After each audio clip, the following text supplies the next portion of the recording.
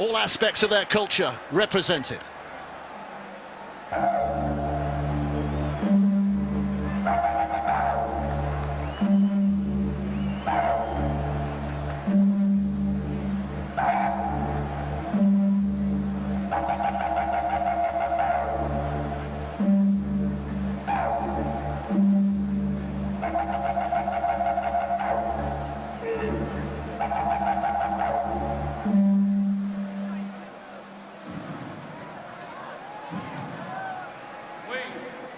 Kangaroos acknowledge and pay respect to our traditional owners.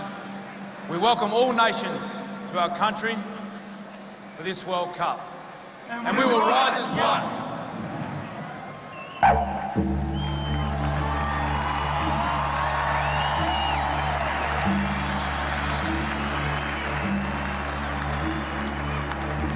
Like the coat of arms on our heart.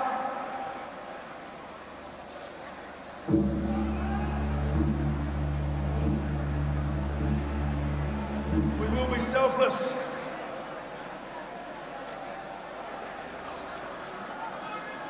And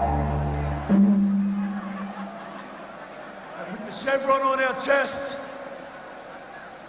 we will be selfless in victory.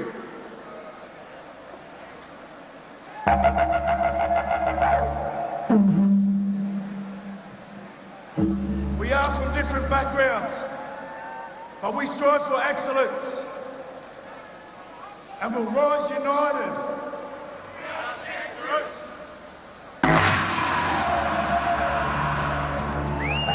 Well, that is quite a performance.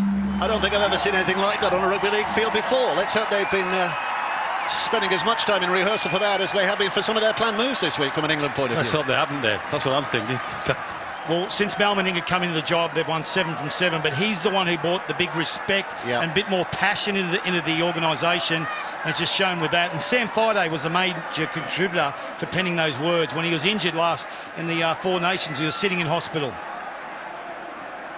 So Thaiday's not involved for Australia in this World Cup, and Thurston, who delivered it, is not involved as well. But what about the players who are? This is going to be quite a test here tonight for England.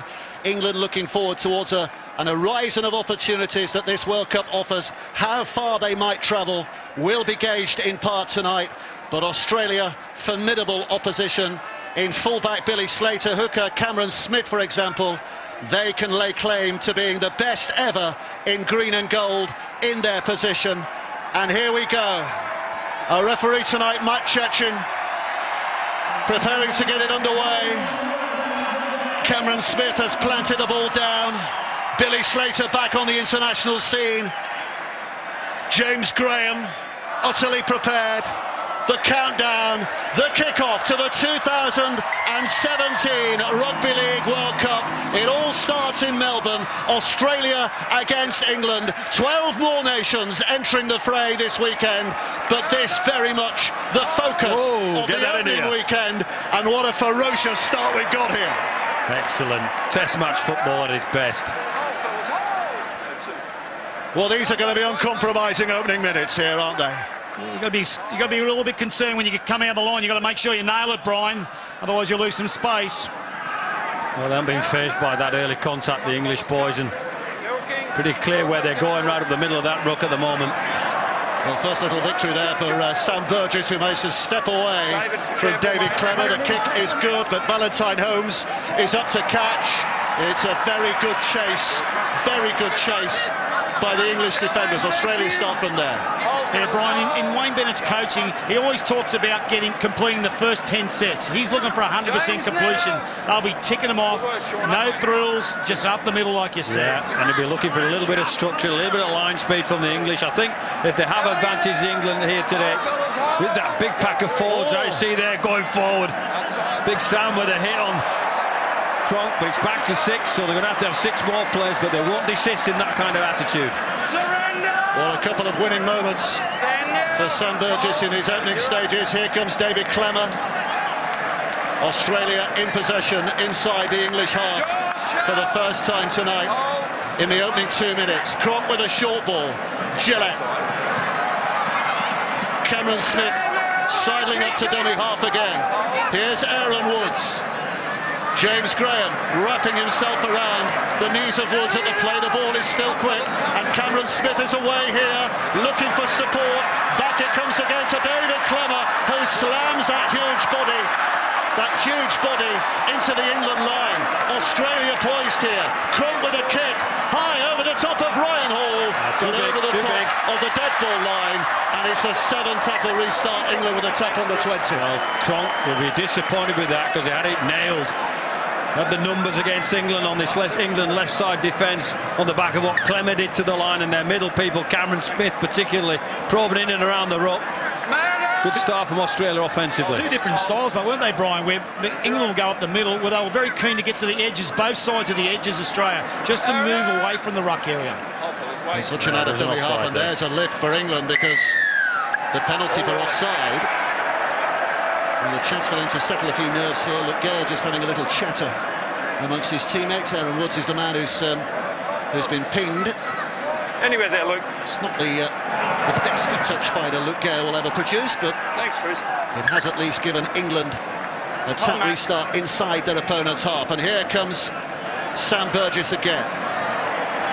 Hodgson out of dummy half. Graham now Good boy, mate. Up you go. One. carrying them on. Best position England have had in these opening stages. O'Loughlin, Widdop, closed down Lomax, but he's bounced away from the tackle of Dugan. Well, look how close they are here. Up now! Hodgson again. O'Loughlin, he can deliver a pass, and there he does, and Watkins trying to work his way through a couple of defenders. Up now, let's go, Michael! McGilvray spinning it back. Hold the line, go for. Hodgson, dummies inside to Hill. It comes to Gale instead. Lomax joins in from full-back. It's a step by Bateman. Cronk can't keep hold of him. Burgess slipping it back towards the middle, looking to cause some damage. Last tackle play coming next. Last tackle, Cameron!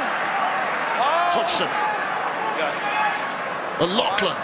Good pass by him over the top to McGilvray. Get in! That's a try for England. Will claim the opening try of this World Cup. Matt Chechin will give it. No recourse to the video ref. And what a terrific start this is for the English side. Look at those faces. Well, they're happy for sure. McGilvray finishes what's been a pretty competent opening attacking set, if you say. They've asked questions on both sides of the field, and it's O'Loughlin that's the key on both sides. Unleashes Widdop with a great out ball, and McGilvray just has to catch it in. Well, even up to that last tackle, it was a very good set, wasn't it? You know, they were prepared to move the ball, play what was in front of them, got the offload. Gee, it was great vision, wasn't it? You know, because when that player come outside in the jam, well, one of them he was going to pass short, and maybe they would force an error, Australia, but went over the top. Great vision, given great confidence early. Well, he's keeping up a fine record here, Jermaine McGilvray. That's 5 tries in his last 5 appearances for England. And there'll be an excitement amongst that group now, won't there? What a start. Sam Burgess did a great job in that set. You know, his footwork, but also they put him on top of Cronk a few times, and they won the ruck. And with his ability to come back on the inside, didn't panic at all, did he? And their 2 best players from O'Loughlin featured 3 times in that movement and doing the right thing for them. So it's Widdop from very nearly the touchline, just hangs it close, but not quite close enough. So the 4 remains just that.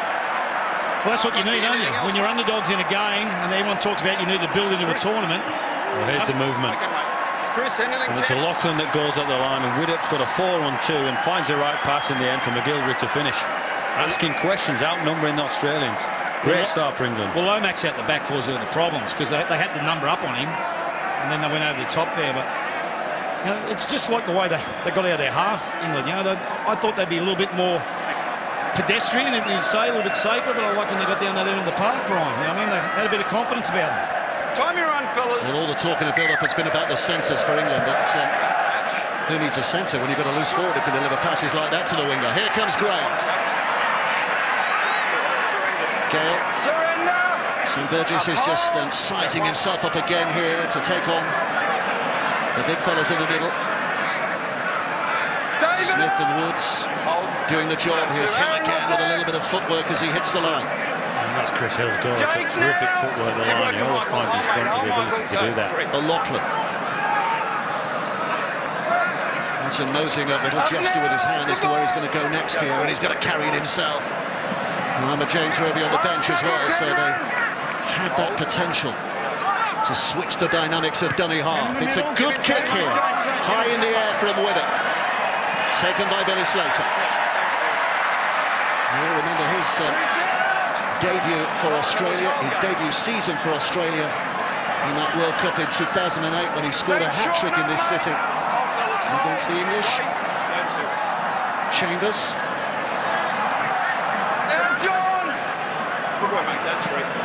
It's Clemmer.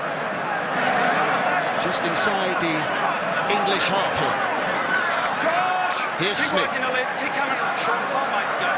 Switched away, and a step from Michael Morgan, and a good pass on as well. Cronk's there in support. The cover comes back across, and Cronk's pass is straight into the hands of the recovering Jermaine McGillvray. Well, they cut England apart, didn't they? It was Cronk and it was Clemmer with a short ball, and McGillvray's Johnny on the spot with those. One of those try-saving plays you're going to need in a game like this, but dangerous signs there from the Australians. He's normally very clinical at the back end of anything, Cronk. He threw the Hail Mary there.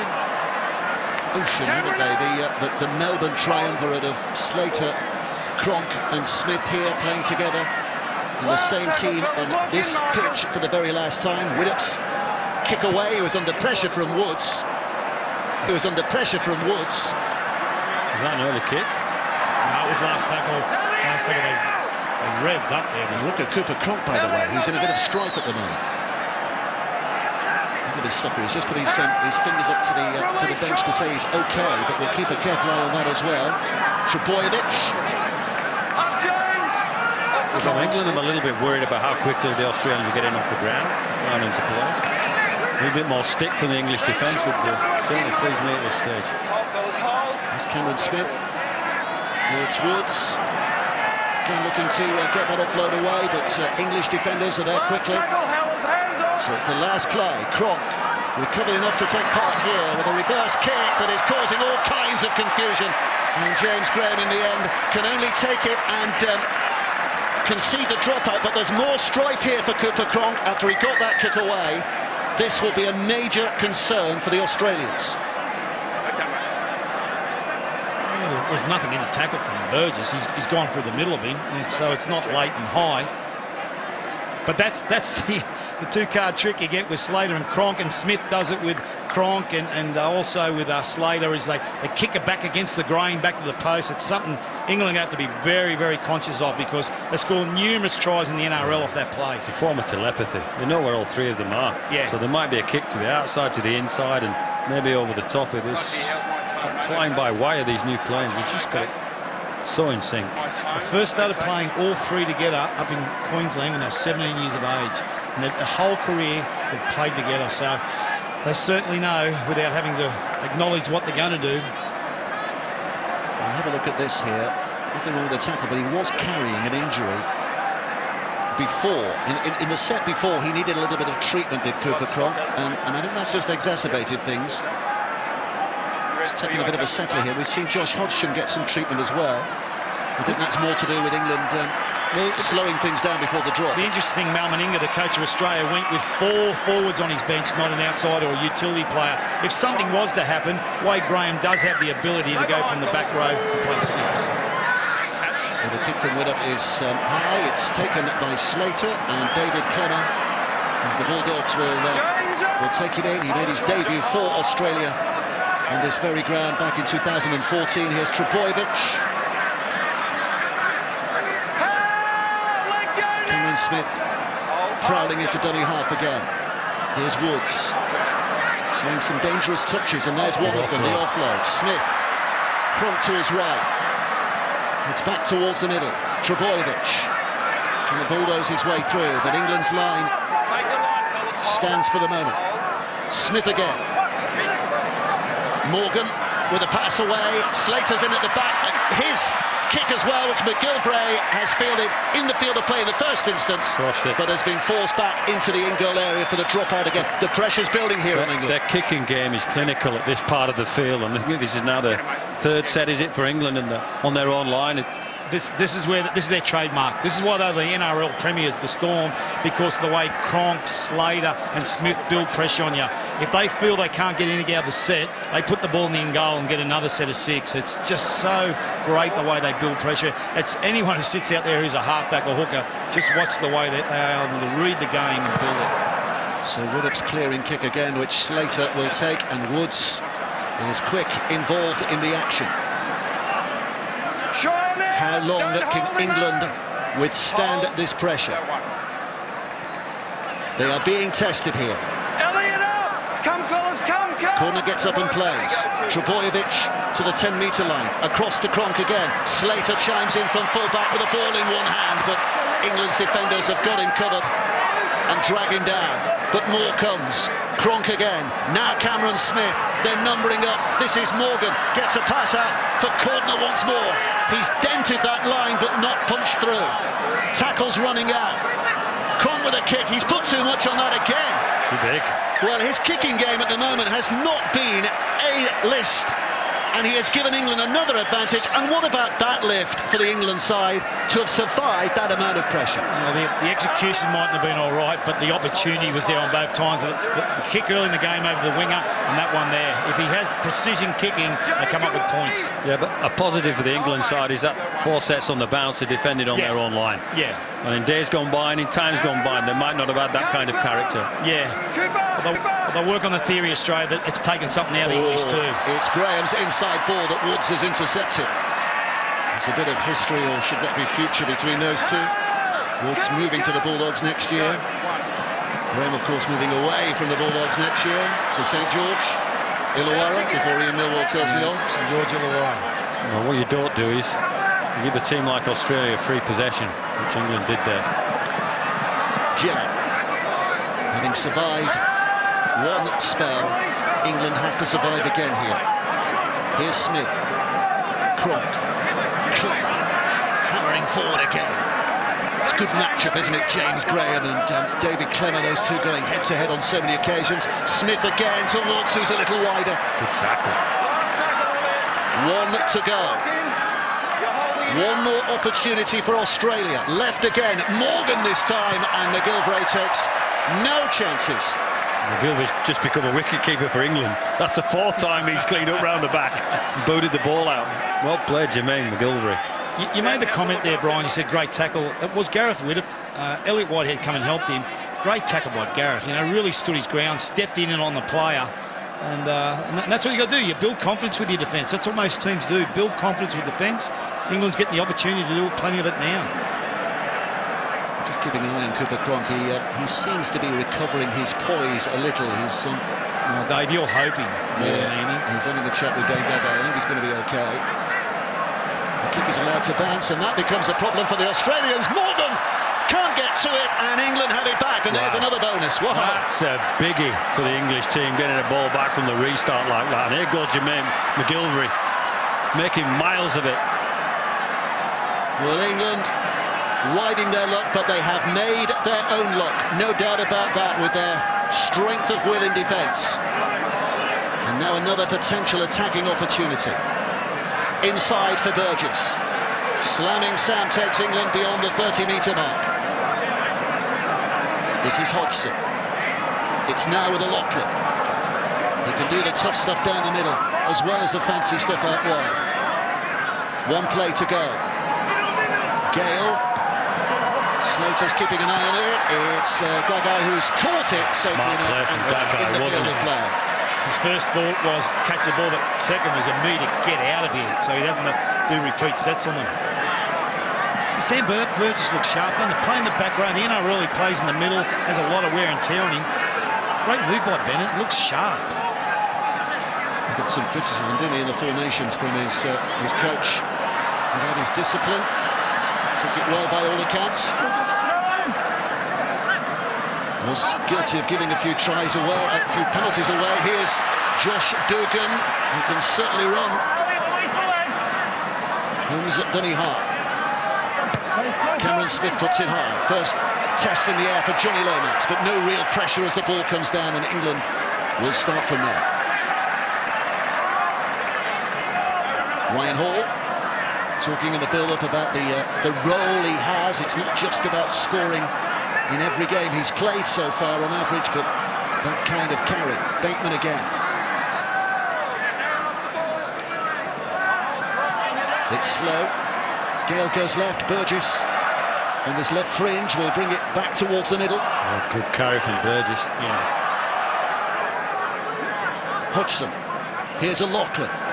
Again, it's a pass that misses out a couple, but amongst a couple he misses is his own man as well, Ryan Hall.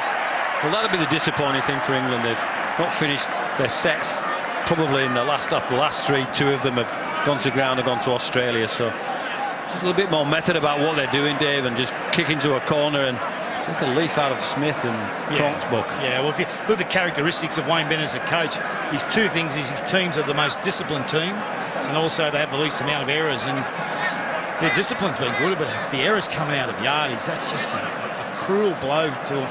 And I've got to say, if you're looking at body language at the moment, there's a bit of wear and tear in England at the moment because they've had to do the most amount of work coming out of their half. Australia hasn't had to do much work there, have they, Brian?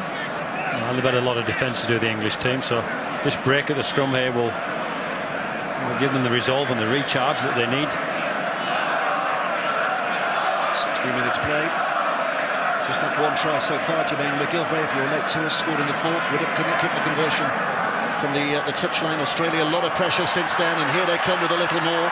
It's Dugan, gets it away, but they're going to round up Gagai and put him down. Still 35 out from where they want to be, Australia. Here's Cameron Smith again. Trebojevic bursting in. There was a bit of a gap there and some cover required from England. Yeah. It's taken on by Clemmer, and Clemmer's pulled down, but just over 10 metres away. Cameron Smith waits at dummy half.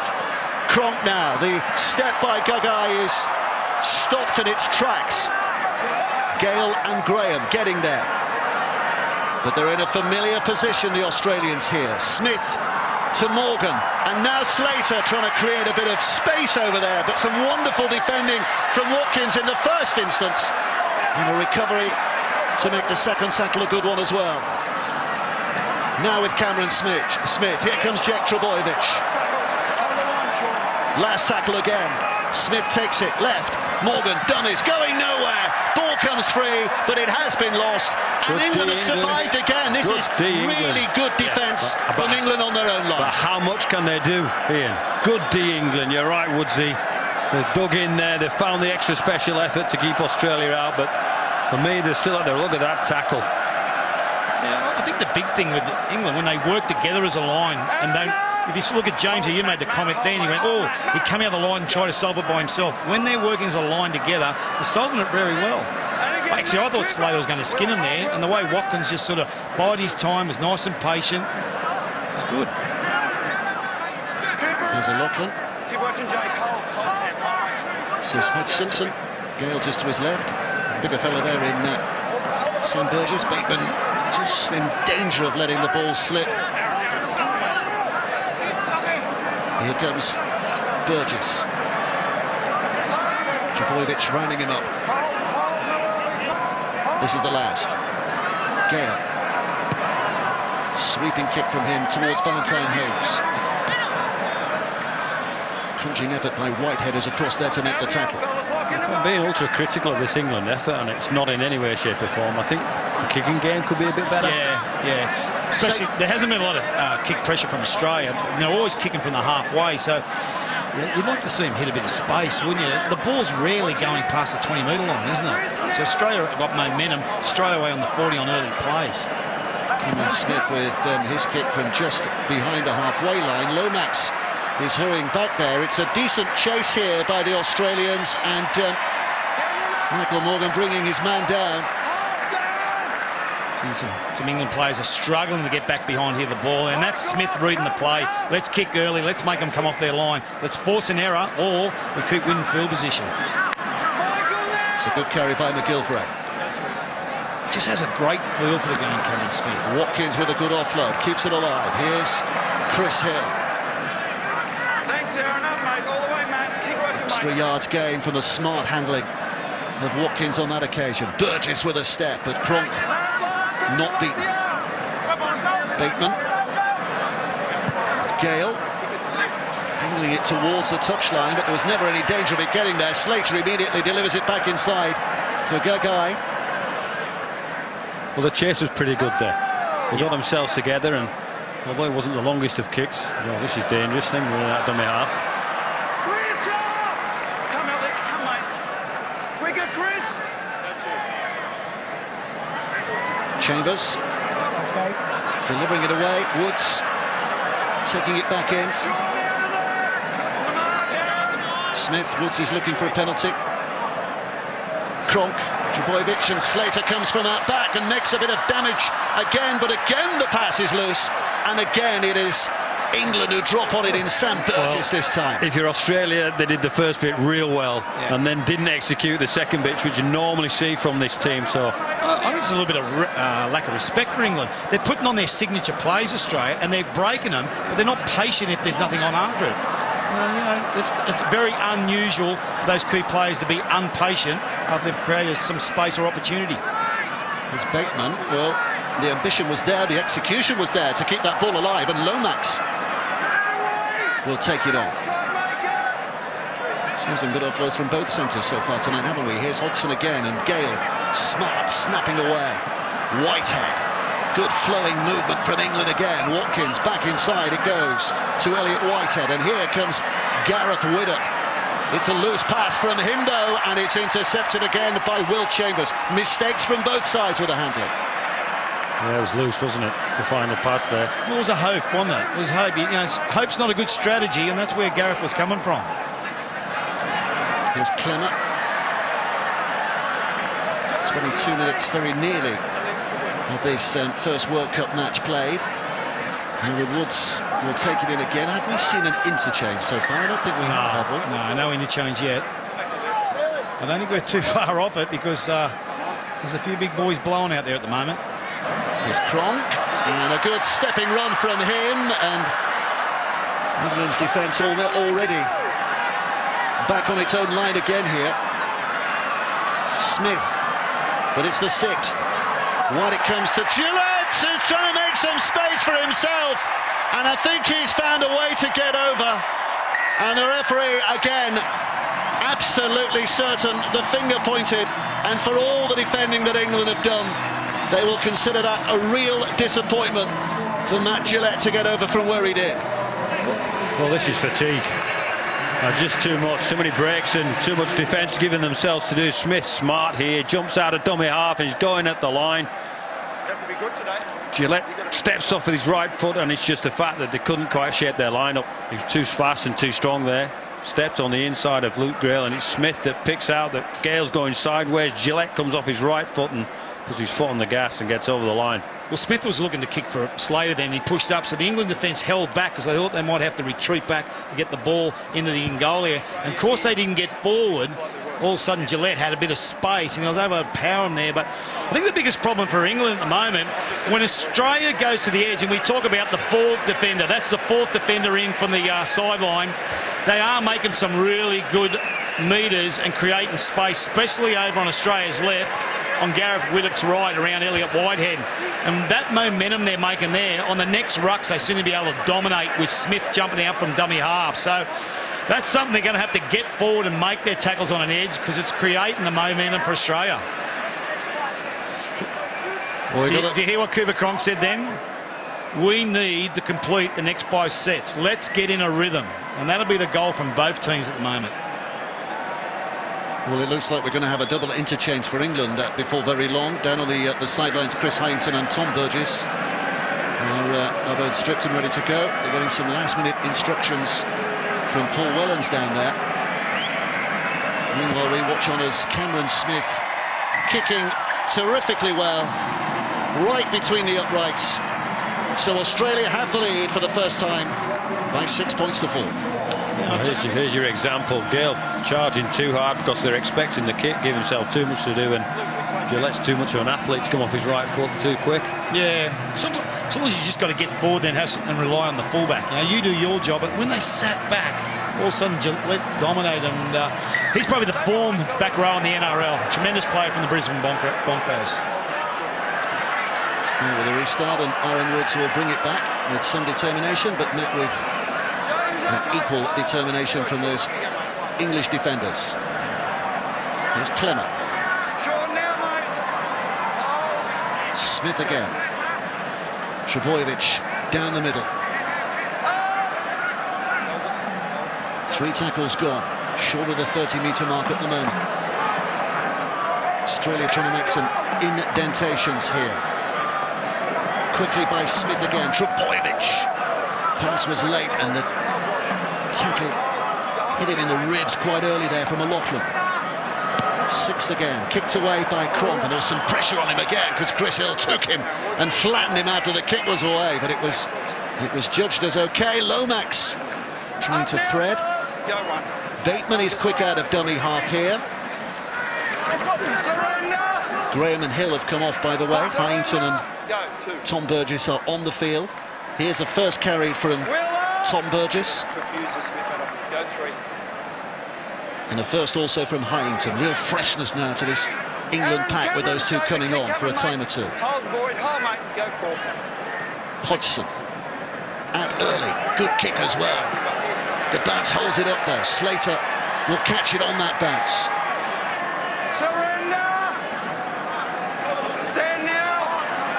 Australia making their change now too, so both teams changing their middle pack. Australia got Jordan McLean and Josh Maguire will come on. Both very powerful forwards. It's a responsibility of both replacements now. Can they up the ante? Because I believe both packs have done a good job so far, Brian. Yeah, I agree with that. They'll be very, very tight in and around the middle.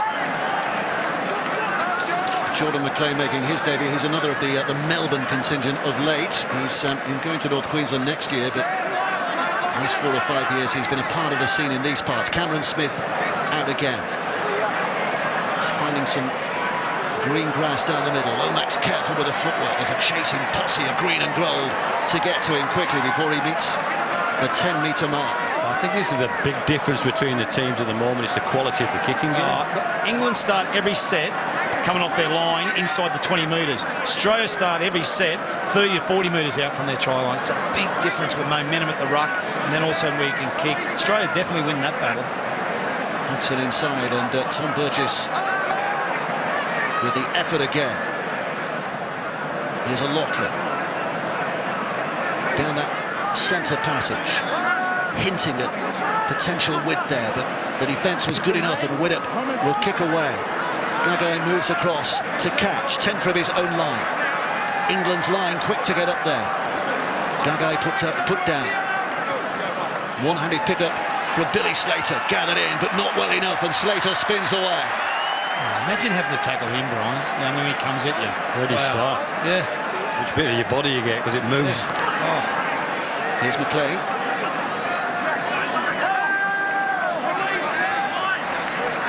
Again a quick pick up here and carry forward this time by Michael Morgan.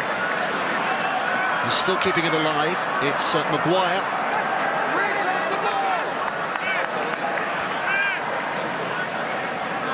Fourth tackle is the next, so they've got time here. Crump with the ball. Tyson Frizzell has come onto the field. Welsh international at the last World Cup, of course. Very much a part of the Australian scene here, and he's won a penalty. Loughlin all over him. Wow. And very kickable here as well, right in front of the sticks. Do they go for 2? No, they're going to play because they feel like they've got good possession. They feel like there's a bit of wear and tear in the England team. I think it's a good play. That's exactly what they've done. They've set themselves up here. 5 tackles to go from here. Cameron Smith and Frizzell trying to work a passage around those big English defenders. It's Smith. Now Cronk. Gillette. And Slater!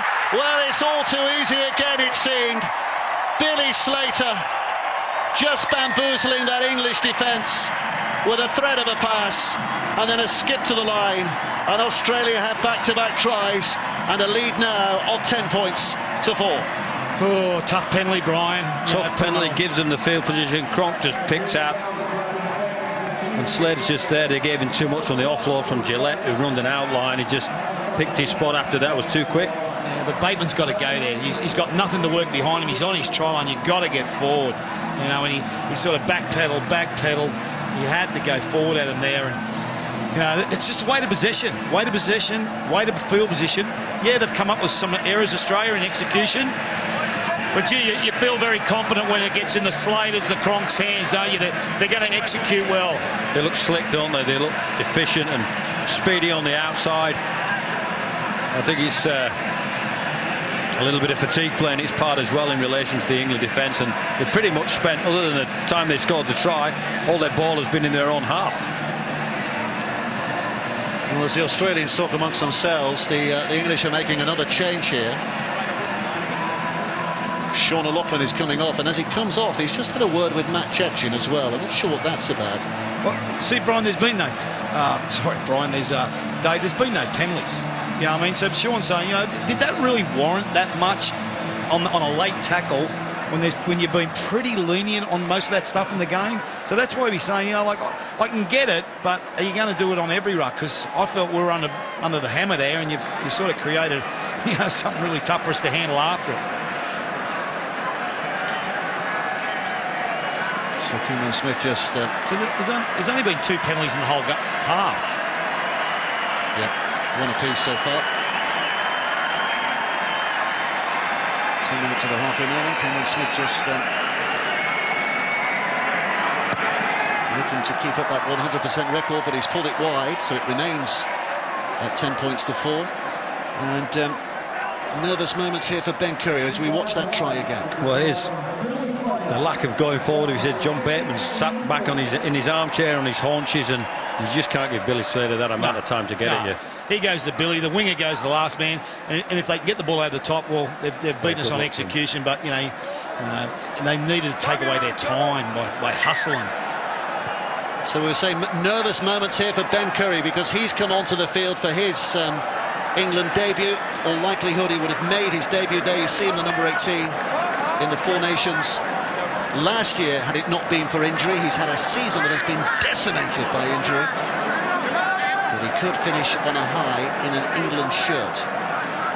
Big 9 minutes, Dave. It only becomes a 10-4 scoreline. They're well earned, England, but they don't want to leak one before half-time. And give it a little bit of a different atmosphere at half-time for both coaches. Jordan McLeod. Smith going right, Frizzell. Not so much when he comes on from the bench. There's Cronk again.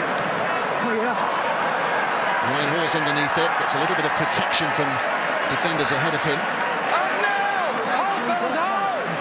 Josh Hodgson is racing to the sidelines. James Roby's going to be coming on in his stead, so a little bit of zip here added to that dummy half position. Roby with his first involvement. Lomax, his St Helens teammate, McGilvray.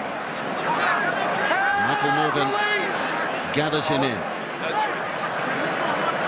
Pine straightening up. It has been a story of a half that has seen Australia dominate for the most part. England starting really brightly, didn't they? Those opening 5 or 6 minutes in which they've scored. But they've had to soak up a lot of pressure ever since then.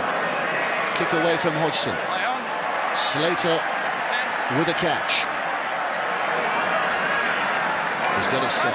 Well, this is a big defensive set for England. They've got to restrict the territory of the Australians in relation to get out of their own half and try and establish some field positioning around the middle. I'm so right, Ian, about how big important this last 8 minutes is. You see, all possession, England's spent the whole game coming out of their half. I think if you look at the meters, they're doubled for Australia. If you look at tackles in the opposition half, they're absolutely, I think it's 17-4 at the moment. Because Australia haven't had to do much work coming there. England's only been down there once, Brian, and they've come up with a try, and that's been the telling tale at the moment. Cameron Smith again, Morgan and Slater chiming in. It's Dugan. Australia will have to think about a kick here in the last again. Morgan this time with the height. Again, Lomax with a straight. See where they're starting. They start on that 10-metre line. So they're striving to get over the halfway line, where it's a different ball game for Australia. They're kicking from 30 metres out every time. And there's no mental pressure for Australia either. No. There's Burgess. Step on a carry by him, but he can't go too far. Roby in there again. Well, there's a concern here, is there, for Burgess? There's a little bit of entanglement. right, Matt Sam? Gillett seemed to be You worried right, mate? about Okay, Sam mate. Burgess's health for just a Come moment, on, but tackle 3. Play the ball, Burgess mate. gets up and plays the ball. I think he might need a bit of treatment. He's Oh, nice run. Good carry. stretching a little. Is Sam, there you are. He's not. I think he's off. I think he's off here from that sign from the pitch. Lomax there with the ball away. Watkins. Nice play and well executed. Sam is not off. He's jogging back towards the line to get involved here, but it's on the last play. The kick, and Hall does really well. There's an Australian touch there. No, he definitely touched it. Referee says it is still at the 6th tackle. It's hoisted high by Curry. It's taken well in the end by Dugan, I think it was, on that far side. Now, I don't know if it was me. I thought Will Chambers got to touch that ball. He definitely got a touch. Here's Holmes. Slater carrying it really dangerously from Donny Harp. He's so sharp. England's defence not allowed to settle. McLean bullies it in, offloads. Smith keeps it alive. Now it comes right. Back on the inside, Gagai to Morgan.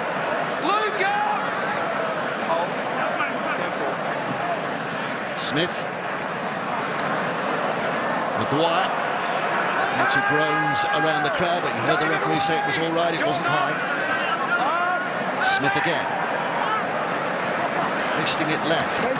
Courtney with a kick through. McGilvray will just watch it out here. Quite happy to see it go away. Oh, it's a good thing. Head and feed at the scrum here for England. Yeah, I'm just watching Sam Burgess here. He's struggling with his leg. He's he just said, he's just Second time. The physio came on straight away and said he's off.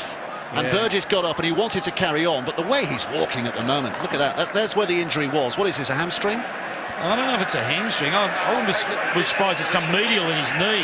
He just... Having said that, I did fail when I tried to become a doctor. Well, if it's a medial in his knee, we're talking tournament, aren't we? I get that the medical staff know what that is. I'm wondering if he's carried that in with him. They're not prodding and poking, so they may have an idea what it is. It'll be a blow for England. Certainly a blow for England that he's off at the moment. But a blow for England if it's extended beyond this game as well. Here's Ryan Hall. Now this is what he does really well, bringing the ball out from inside his own half. And now Bateman adding to that effort by the outside backs. Roby to Graham. Those two back in harness. It's Heighington. Well, they've moved Ben Curry out of this left second row and brought James Graham back in the middle. So, good to see Curry. He's a very talented player. He's got some pace as well, hasn't he? And that's Lomax who's let it.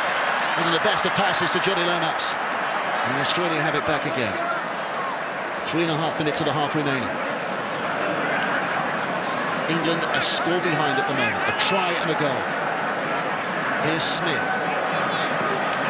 Courtney. Cameron Smith has 3 on that outside, including Morgan, who ships it away to Dugan. Valentine Holmes. Knox's supplier back towards the middle again. Here's Smith. The short pass for McLean, whose offload is good, and Cronk did well to carry hold of that. Great tackle from Roby. Smith again. Maguire.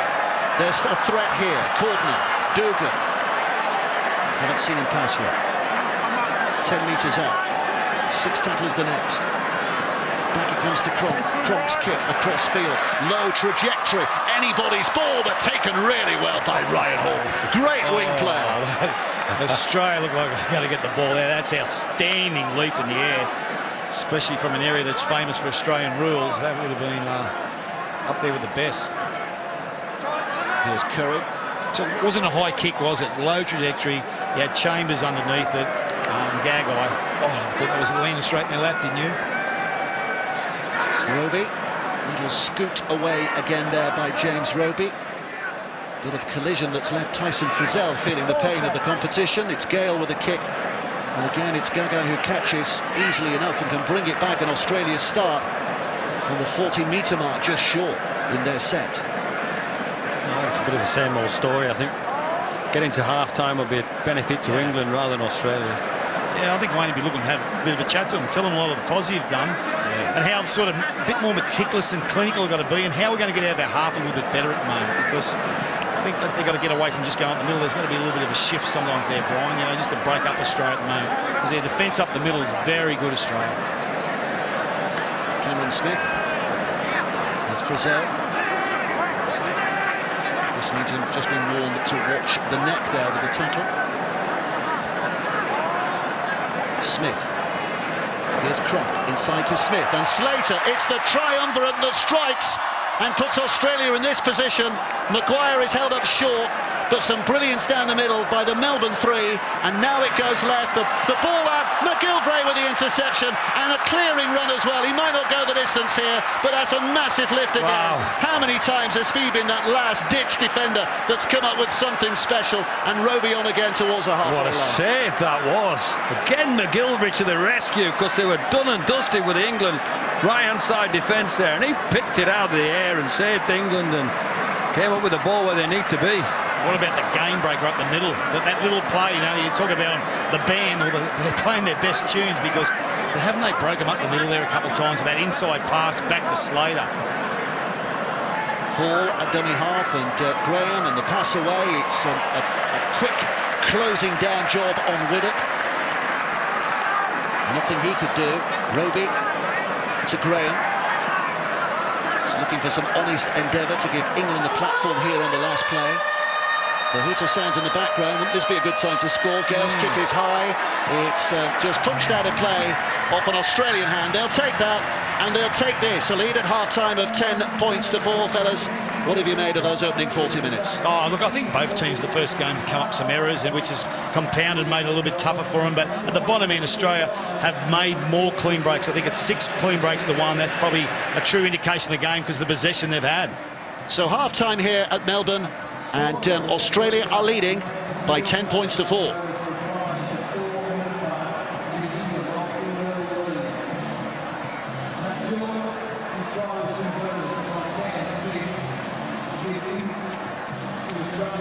Feels like a very dominant first half performance from Australia, but England are still in it, just a converted try behind. Look at the difference in missed tackles, nearly 3 times as many missed tackles from England as Australia. England completed 13 of their 17 sets, Australia 17 of their 21. Would that be fair, Justin? It feels like a dominant first half from Australia, and yet England are by no means out of it. No, and that's a real positive. I'm sure Wayne Bennett will be stressing that at half time to the players. You know, they are only 1 try behind. Australia have obviously dominated field position, and the big three of Melbourne I spoke about. You know, they've been the difference. They've come up with 3 little Melbourne Storm plays playing for Australia, and all 3, you know, a kick early, and then 2 dangerous plays they nearly scored before half time. So those 3 are probably the difference in the sides. But you know, from an England point of view, I think outstanding to only be 1 try behind. Yeah, England's defence has definitely been the big positive for the majority of that game. Yeah, and it's certainly been our goal line defence. We've done so much goal line defence. That's a huge positive from the first half from me. Last plays, Australia have been far in front of us so far, and some of that, it was mentioned in commentary, how far up the field Australia are kicking the ball and how little from our goal line we're kicking the ball. It's not all down to who's kicking the ball and his job, and he can't kick the ball far enough. But the variety in the Australians' game as well. Smith's dominance from 9 has been brilliant. Just one other thing on the kicking, and then we'll look at the tries. But on the kicking, you can get into a vicious cycle there, can't you? Depending on where you are in the field. It must be very difficult to break out of that. Very much so. Momentum's massive at this level. And when you get in an arm wrestle with Australia, when Australia have the dominance of last plays, we need something special to try and break that down. At the minute, we haven't found it. I think at the minute, Wayne's line after the 4 Nations defeat to Australia last year was we beat ourselves. This first 40, that's how I feel. But I feel, like Justin said, we can turn that around pretty quickly. The half-time will be good for us. Let us regroup, get some key messages out, and let's have another goal second half. Sorry, go on, Justin. I was going to say, I thought the positive was what Kevin and I spoke about, that England started well and they beat them with rugby league. They scored the first try saying, hey, we're here to play. I thought that was a positive, but like I said, Cameron Smith's 2 kicks, when he drilled one down the corner, then he bent one back midfield, and they were huge kicks. Here is that first try, Robbie. Yeah, and that's what we're talking about there. England playing rugby in the right part of the field, and I think they got away from that a little bit. Simple play, O'Loughlin squaring the ball up, and I think that's really important. He's got to go straight. When he goes straight, Elliott then comes on a short line, holds the defensive line out the back to Widdop, and Widdop picks the right man. He could have picked one of 3 players there, and they all would have scored. But that's the sort of, when they're playing composed, controlled rugby league, England can score. There's too much talent in those 17 players for them not to get over the try line. So when we look at Australia's first try, you talk about controlled and composed. Gareth Widdop set that one up. Is this less controlling and composure because it was his misplaced pass that eventually set everything up for the Australian first try? Yeah, this was on the back of, I think, 3 or 4 sets after coming on the back of 2 other errors before this. But yeah, Widdop, he skips across, and this is just a ball to no one. It's a ball into space. They had made about 30 tackles before this set come into play, and the energy levels were just going low. And as you can see, they're just punching holes into England's setup. The markers do not get set. You've got Josh Hodgson still left on the ground there. That means that there's someone out of the line somewhere on your own try line, and this is exactly what Australia now capitalise on. Defensive holes are there now because the line's not set. Right foot step by Gillett, and he scores a try. It's too close and too much hard work for England to do anything about that. It's a good side step for a second row, though. I mean, this isn't a magic play, though. This isn't a Cronk, Smith, Slater special. This is just a simple pass to a back rower who has 6 yards to carry and makes it over the line. I think when we look on what set that try up and Gareth Widdop's pass, I think that piece of play before that is stuff we've got to carry on doing. Justin mentioned, we've got to play football against this team. If we go into our shell now because we're tired, because we've made some errors, we just fall into Australia's hands. We've got to ask some questions. Yeah, that was unfortunately for Gareth with a huge error. You know, as Robbie said, they defended their line so well, and they throw it to nobody. Australia were getting tired as well. But do you accept that partly as a coach because you're trying to play football? No, because... You don't accept the error, but... Well, he should have thrown it at someone. He threw it to no one. You know, it was the second phase play, and I thought, you know, they're generating something here. England, they're going really well, and then come up to no one, and if you're defending a lot on your try line, then make errors, then Australia's speed of the ruck becomes important, and that's what led to that try. They just couldn't contain them around the ruck. As Robbie said, mark it down, and the speed of the ruck's going to hurt England if they keep making errors, but they do have to keep playing. It's the only way they're going to win. Kevin, you talk about beating yourselves, and in fact, Australia's second try came from a penalty that Sean O'Loughlin conceded. Yeah, I think that it's been refereed really well this game. I think there's only been 2 penalties awarded, so the game's been allowed to flow. Yeah, there probably could have been a couple of these in that first half. Sadly, you know, it's right in our goal line. We've done a lot of defence. It's late on in the half. We just couldn't keep Australia out. A big positive for me is, look, Australia, I've been scoring, I'm like a box of scorecard here. I've got Australia up 14-4, but they also got 3 repeat sets to 0, and that just shows the field position and dominance that Justin's mentioned already.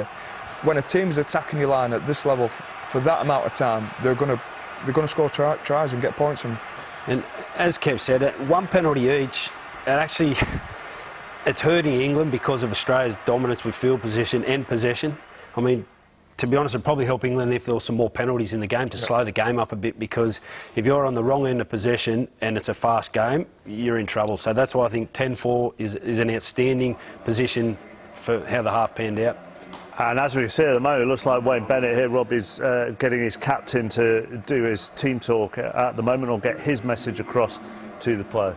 Well, the conversation before the game, and Sean O'Loughlin was saying, is we need to complete our sets. We need to pull that ball away from Australia. That doesn't mean shut up shop. It just means that they've got to make better decisions. And I think fatigue has played its part in their first half. 3 back-to-back sets by one team means that you're having to do a lot more defence. I don't think England's had a single back-to-back set yet, and that's putting no pressure on their Australian line. And I think it's been most evident in yardage. You see England are falling on the ground. Their defence defensive sets, the defensive positioning from their markers, a lot of the time they're only getting one player into marker position. Now Cameron Smith will eat that alive all day long. You'll constantly be on the back foot. That means that their halves will be able to play in space. That means their edge players will be able to set up their plays a lot better, and you're going to constantly be having a barrage of green and gold jumpers coming at you. I was trying to actually pay real attention to that England dressing, because I was trying to see whether I could see Sam Burgess in that circle, and I couldn't at that stage. And that will be a worry if he has gone off. Well, he did go off injured with what we think was a knee problem, but until that point he was putting himself about. Yeah, I thought he had a fantastic first stint. To see him back on an edge is great for England. Obviously Sean holds that middle for us in that 13th position, but Sam does what he does best. Big, strong ball carrying with an offload, plus he's very good defensively as well. We were missing that second half. I think so far I feel like we're a bit subdued here in summarising and talking over but we're still in a really good position, and Wayne Bennett will fix a few bits now, and they'll come out and have a real go. That's going to be a concern, that, isn't it? Yeah, it doesn't look good, you know, and hopefully it's only minor. It's a metre, you've got different gradings, haven't you? You've got a 1, a 2 or 3, and, you know, so I'm hopeful for Sam and England in the tournament itself that he's not out long, and it'd be great to see him back in the second half. It concerns me because Sam doesn't walk off a field. Yeah. He's not that type of. He plays one style of rugby league, and you got to take him. The coach has got to take him off. He doesn't normally walk off. OK, we'll be back for the second half shortly as we begin our Rugby League World Cup coverage. However, there's been some sad news in Rugby League this week, losing 2 of its former players. Ken Gowers was a Swinton Lions Rugby League legend. He still holds the record for the most appearances, points scored and goal scorer for the club. He was also an Ashes tourist and the proud recipient of 14 Great Britain caps, 1 England cap and 12 Lancashire caps. And Rugby League also lost the legend that was Tom van Vollenhoven this week as well. A Rugby League star, a St Helens star when he switched codes. Ray French was his teammate at the club. Tom van Vollenhoven, former South African Rugby Union player, St Helens Rugby League player, 397 tries in all. What can one say? One can say plenty. Amazing speed. In fact, he'd done 9.8 for 100 yards in a Commonwealth Games tournament. He could beat man after man. But the beauty of him was his pace, his sidestep and his swerve. Give him 6 inches, give him 9 inches. He once said to me, Ray, don't bother making an overlap, just give me the ball, and he would score. Before signing for St Helens, Tom was a player for South African Rugby Union, especially when the visit of the 1955 British Lions took place. And what a series he had. Van Vollenhoven, brilliant run to score his hat-trick.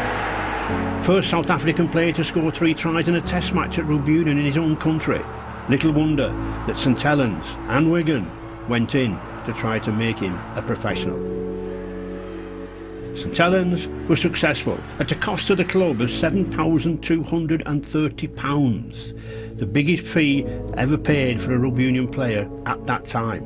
I scored some beautiful tries here, and I can't complain about anything I've done in St Helens. It's like home to me, and I can never praise them enough. He was a very humble man. Despite his success, he had great humility. I'll never forget the first training night. He came across and said, Ray, train with me. You can imagine myself, a young lad, training with the legend, Tom van Vollenhoven. Fans of Vollenhoven's generation in the 50s and the 60s will well remember him hurtling down that wing, be it Knowsley Road or be it Wembley in that very famous 1961 final against Wigan.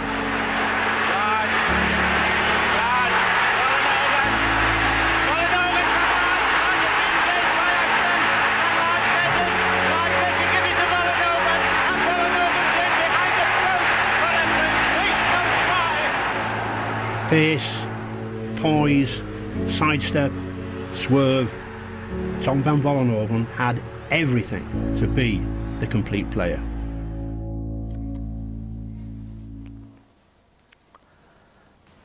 Lovely tribute from Ray French. And Kevin, our thoughts are also with the family and friends of Tommy Smales, former Great Britain captain and coach, who passed away yesterday.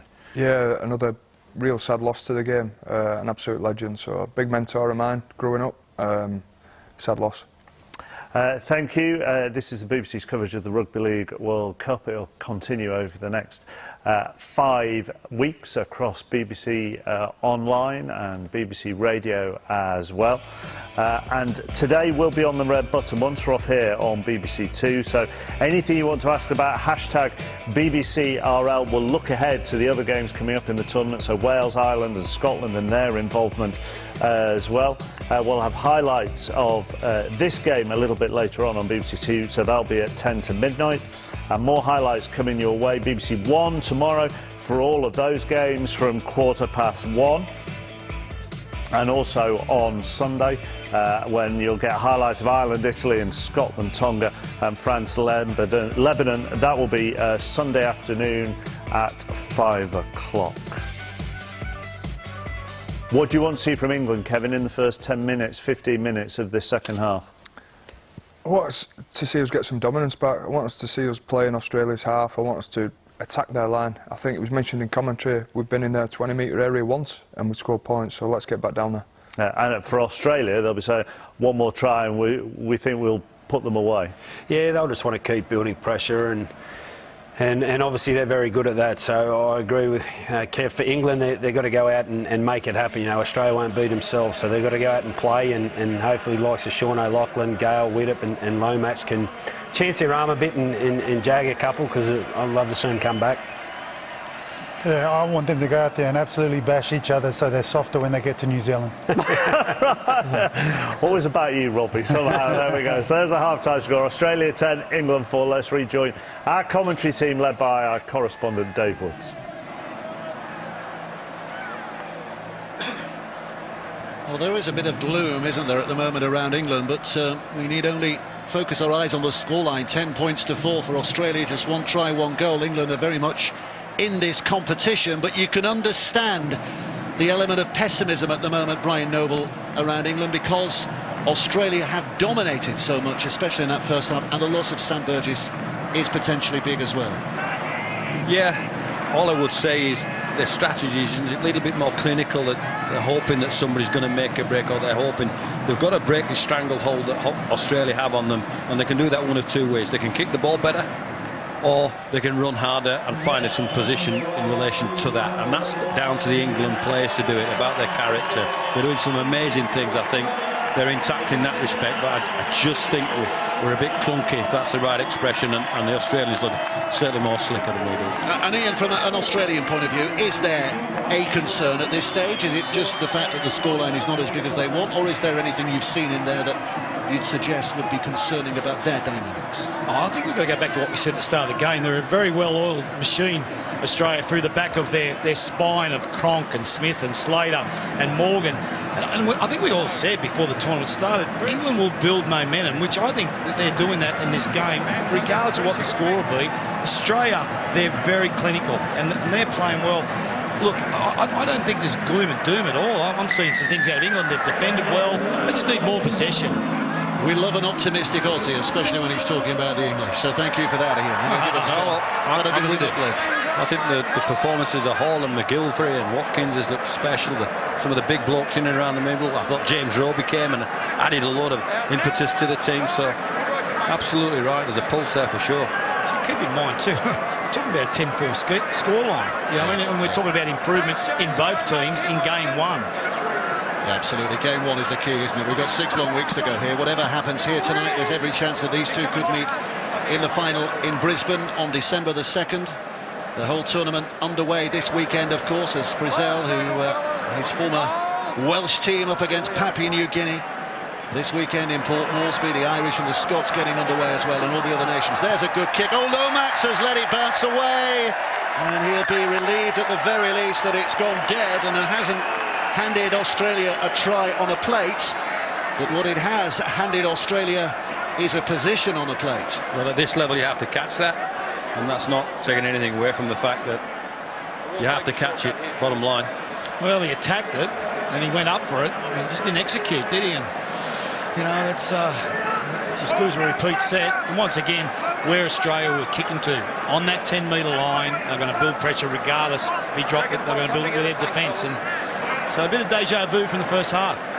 Elliot Bond, please, mate. Well, they're in a similar position on the field in terms of defending inside their 20 here. There's a man missing from the scrum. Callum Watkins suddenly has to stick his head where the sun doesn't shine, and it was an old-fashioned scrum. It was almost one against the head, and a knock-on from Billy Slater. Well, there's the result. Just like Johnny Lomax should have caught the ball, so Billy Slater there. Yeah, they got it in each other's way, Australia. They're going to come up with a bit of an intricate play here. Slater was going to come at the back of Cronk. You know, Valentine Holmes was coming from his left wing over to the open side, and he just couldn't get a clean ball away, Cordner, from the scrum base. Thanks, fellas. I think it was the disruption in the scrum that got the timing out. It was a scrum out of the 70s you used to put your head in there, didn't you, Brian Noble, in that kind of situation? That's why it looks like it does, Dave. Cause chaos. Play it on the mark, but it's England who have possession, and no matter how they've got it and how it came to be, they will be happy that they do. And here, good carry, Tom Burgess. Tom Burgess survives in the fray. Graham now, he's got a big role here, as he would have had before, but even bigger in terms of leadership while he's on the field. Roby still out there, Hodgson still on the bench, and now Curry. Earlier than expected involvement for him.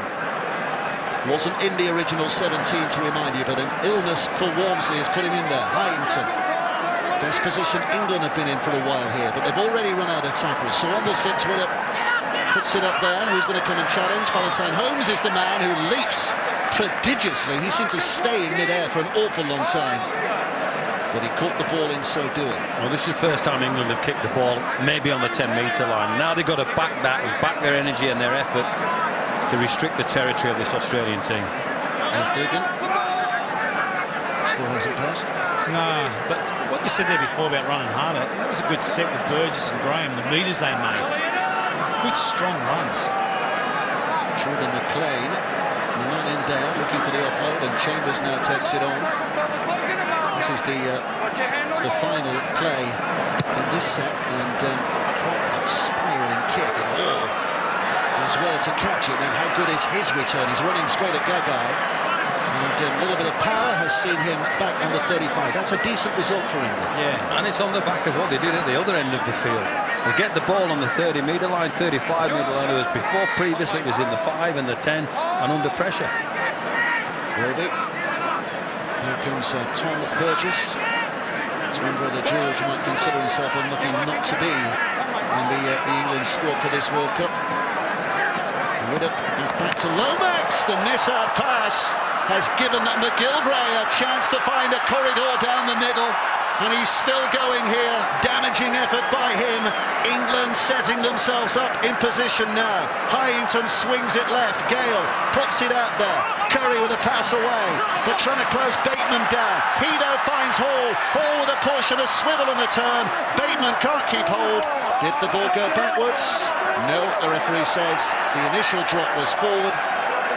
But there was some excitement there. There was some creativity from England. Well, lots of exciting things on the back of Widdop going out the back with a misplay by Lomax, which releases Jermaine McGilvray. Watch him go, feeds his way through the middle. Here you see, here's the Lomax pass, and gives McGilvray the opportunity to weave his way and find a hole and find a space, which he does real well. Hard to stop. He didn't quite execute on the fringe when they went to the other way. There has been some delightful stuff out wide from England, hasn't there? Yeah, but they just haven't had that opportunity in good ball to utilise some of that vision and skills that they've shown a couple of times under pressure. So the Aussies with a hard labour to do here to bring it clear. And Smith, there's a little seagull swooping around the stadium as well. Cameron Smith gathers in. There's Boyd Cordner from the Sydney Roosters, New South Wales captain, of course. A lot of state of origin players in the Australian side for either Queensland or New South Wales. Here's Cronk and Slater, and alive it's kept. Morgan. Now it comes to Dugan, and Dugan carries it in. Still hasn't passed in. It's with Valentine Holmes, and the referee says, Scrippy, play the ball, go back and do it again. Such judges on the field as well, getting involved. Last tackle. So the last tackle here for Australia. Still a distance out. Cooper Cronk puts it high. Lomax keeps an eye on it. Bateman. In fact, it was Whittaker, I do apologise, just getting in the way of things there, but legally, according to the referee, and that's again a good punching effort from Ryan Hall, leaving Gillett on the floor. They readjusted. Curry. What we know about Ben Curry is that if he's given a glimmer of a chance, he's got the pace to take it the distance. Hyington. Whitehead, Elliot Whitehead, Canberra Raiders, one of the many in the England side who play in the NRL. Here's another Gareth Widdop. With his kick, Gagai's across to take. What's the responsibility himself here? Slater. Tell me, guys, has it been that clean in the ruck that there's only been 2 penalties? I was about to say the same thing. He's keeping the whistle in his mouth today. He doesn't want to blow that pee out of that, does he? Thanks, mate. That's good, though, isn't it? And the spectators. Oh, can I do it? It's fantastic. You know, it's fantastic. Why? As long as you're consistent with it too. Cameron Smith. Effort made by Jordan McLean. But it's England who have it back again. Tackle 1, England stealing that ball. And that's why it's not a clean start, a 0 tackle. Roby, Whitehead. Footwork provided, but not enough to beat his man. Wade Graham all over him. Another of those who's making his debut tonight, the Cronulla man. McGilvray. He's been impressive tonight, hasn't he? Oh, he's got powerful. When he runs the ball, he scatters it. Here's Graham. Taken high on his chest by Tom Burgess. England again working their way to the last play of the set. Gale's corkscrewing kick, which bounces awkwardly, but as cool a customer you cannot find than Cameron Smith, who bats it away to the support play of Billy Slater, who's turning rocks into gold here, and Australia carrying their way back towards a 40-metre mark on the very first play. Great play. Well, 2 things. Luke Gale found a kick. Found some space, 5 metres from the Aussie line, and then Cameron Smith gets back and bats it to Billy Slater, and all of a sudden they're on the 40. Bit unlucky there for England, but super play from the Australians. Yeah, the kick was one out from Widdop. You know, I've seen the other players push up and be able to stop him there. Cordner. Pick up by Cameron Smith again here. Funneling towards the middle for Jordan McLean. Last play for the Australians, but look how close. There's danger. Smith, but it's to a Lomax, who's in an excellent position. Read that well, Johnny Lomax. So safety first for England again. Curry. He's not going to be fully fit, is he? He's not going to be fully match fit. As the tournament goes on, I think we'll see more and more of Ben Curry, but he's doing okay so far here tonight. Roby. Great. That run forward, saw a little bit of a corridor. Roby, he's seen something on as well and dashes in, and it takes a recovery tackle from Frizzell to halt his progress. Now it's the 6. Gale to Widdop. Widdop with a big pass wide again to McGilvray. McGilvray's kick comes off an Australian, but it will still be the 6th tackle. No doubts about that. Watkins keeps it alive. Gale now kicks over towards that far side. Not the best of kicks in terms of the chaser to grab the ball, but excellent kick in terms of Gagai being dragged down by Bateman into the in-goal area. It repeats that there. That's a great kick, a fantastic kick for this England team. I'll tell you what I love when he kicked it, when Gagai went up, there's 4 England players around there anticipating the kick and wanting to try and get something out of it. And I keep looking at the scoreboard at the moment. It's 10-4, and we're 10 minutes in the second half. There's nothing between the 2 teams. His spirits lifting amongst English followers at the moment. Australia with the lead, but only by 6. There's Sam. I don't think we're going to see him back given his state of dress at the moment. Stay behind. Wait for a drop. Thanks, mate. Not the best of dropouts. James Graham can bring it back. And England start a set in an excellent attacking position. Roby. Hyington. James Roberts made a huge difference to this team. Yeah, where they're passing off the ground, now he's running.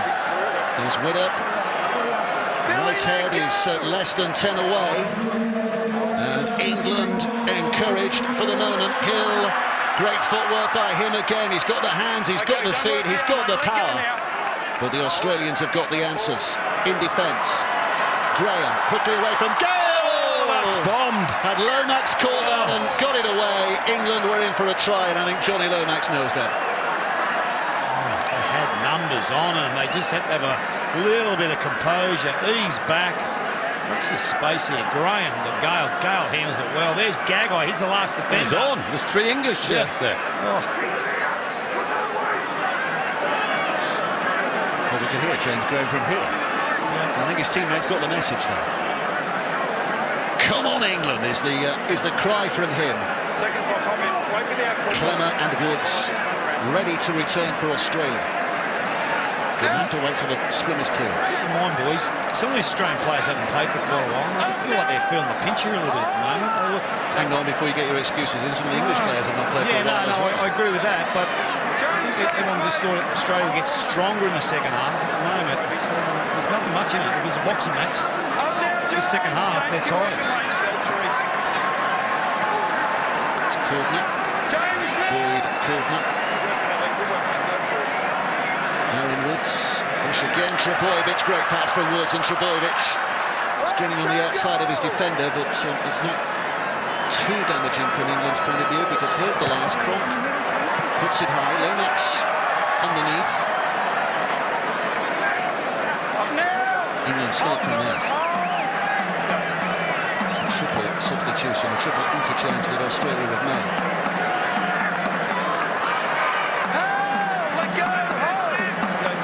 There's Weber. Now Hyington. He's been involved tonight a lot, hasn't he? There's Hyington. He's been on the field, down the middle. Roby again. Hill. Easy to spot with that rosy red scrum cap on. Hold, Dave. Hold, wait. Hold, mate. Hold. Go forward. Thanks, mate. Widdop. Hyington again. Some level of inevitability. To Newcastle next year. Newcastle in Australia, that is. That comes from County Durham in England. Here's McGilvray. Again the width provided. And a little chip through. Watkins. Oh, and Billy Slater. The bounce was in his favour. And in Australia's favour. I just think it's a smart option from England. They've had their kicks pressured, so they're going to the fringes now and trying to find either a centre or a wing that can find some space. A little bit more touch on that. If Callum Watkins plays at the ball, it's a great play. I think Widdop's read it really well. He's seen that he's got space on the outside. If it's last, and he's taken the space. And it's made Australia really work at the back end of that set of 6, and it's taken a little bit out of them at the start of their next set coming out of their half. That's a strong run, man. That's clever, yeah. It's a bit of that's called route 1. Frank's inside ball. They were defending on Graham, and that was the 6th tackle. So whatever Australia were trying to do there, it has failed, and England will get it back. Millward's a very perceptive guy. I'm looking around the green and goals, and a couple of them blowing a little bit. A bit of a scruffy end to a set, maybe not as clinical as they're at. So can England stay in there? I think from a mental point of view, at half-time, they probably thought they probably earned the right to have more points on the board, and sometimes that can affect your motivation a little bit, and they just sort of haven't kick-started themselves really much at the moment, Australia. There's Gale. What have you made of the halves tonight so far, by the way? Gale and Widdop, they're involved in the game. Yeah, it's very hard when you're coming out of your half all the time, but I have liked when they've got down there, he takes the ball to the line, Gale, which is a tough run. Widdop needs some ball down this end of the park, so he might get into that now. Widdop is involved. Whitehead to Lomax, who suddenly explodes forward here. He just had his ankles tapped by Holmes, otherwise he was travelling well, but England remain at travelling well. Whitehead and Widdop. In comes Holmes to make the tackle. And it needed making because McGilvray was loitering on that outside. 6th play again. Gale puts it high. Ryan Hall is snipping an opportunity, knocks it back to Bateman, and Bateman, well, he does get the ball back, but it was his 6th, so it'll be a handover. A lot of good things happening for England here.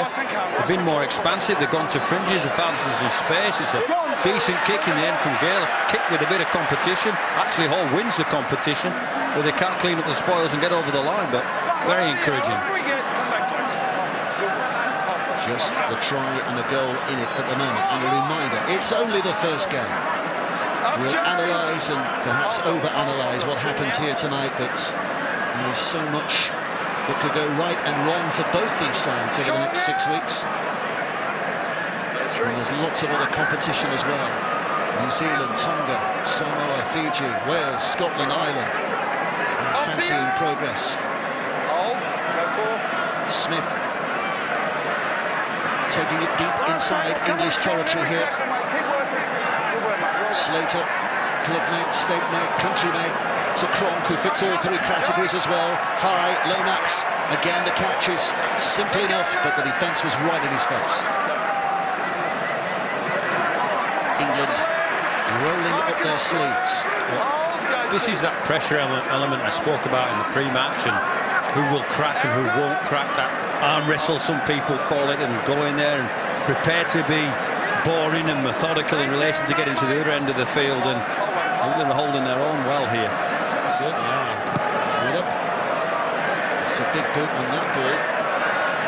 Goes into the in-goal area, and they'll hope it stays there. It does. That's a great kick. Slater has to pick it up there. Widdop is the first man in there. A little bit of a juggle. He didn't fancy bringing it back, and Widdop, having put the kick in, is the man who makes the tackle. Great chase. These are good signs for England. Good principles, good disciplines. Talking about kicking for the moment, how smart was Widdop then? He kicked early.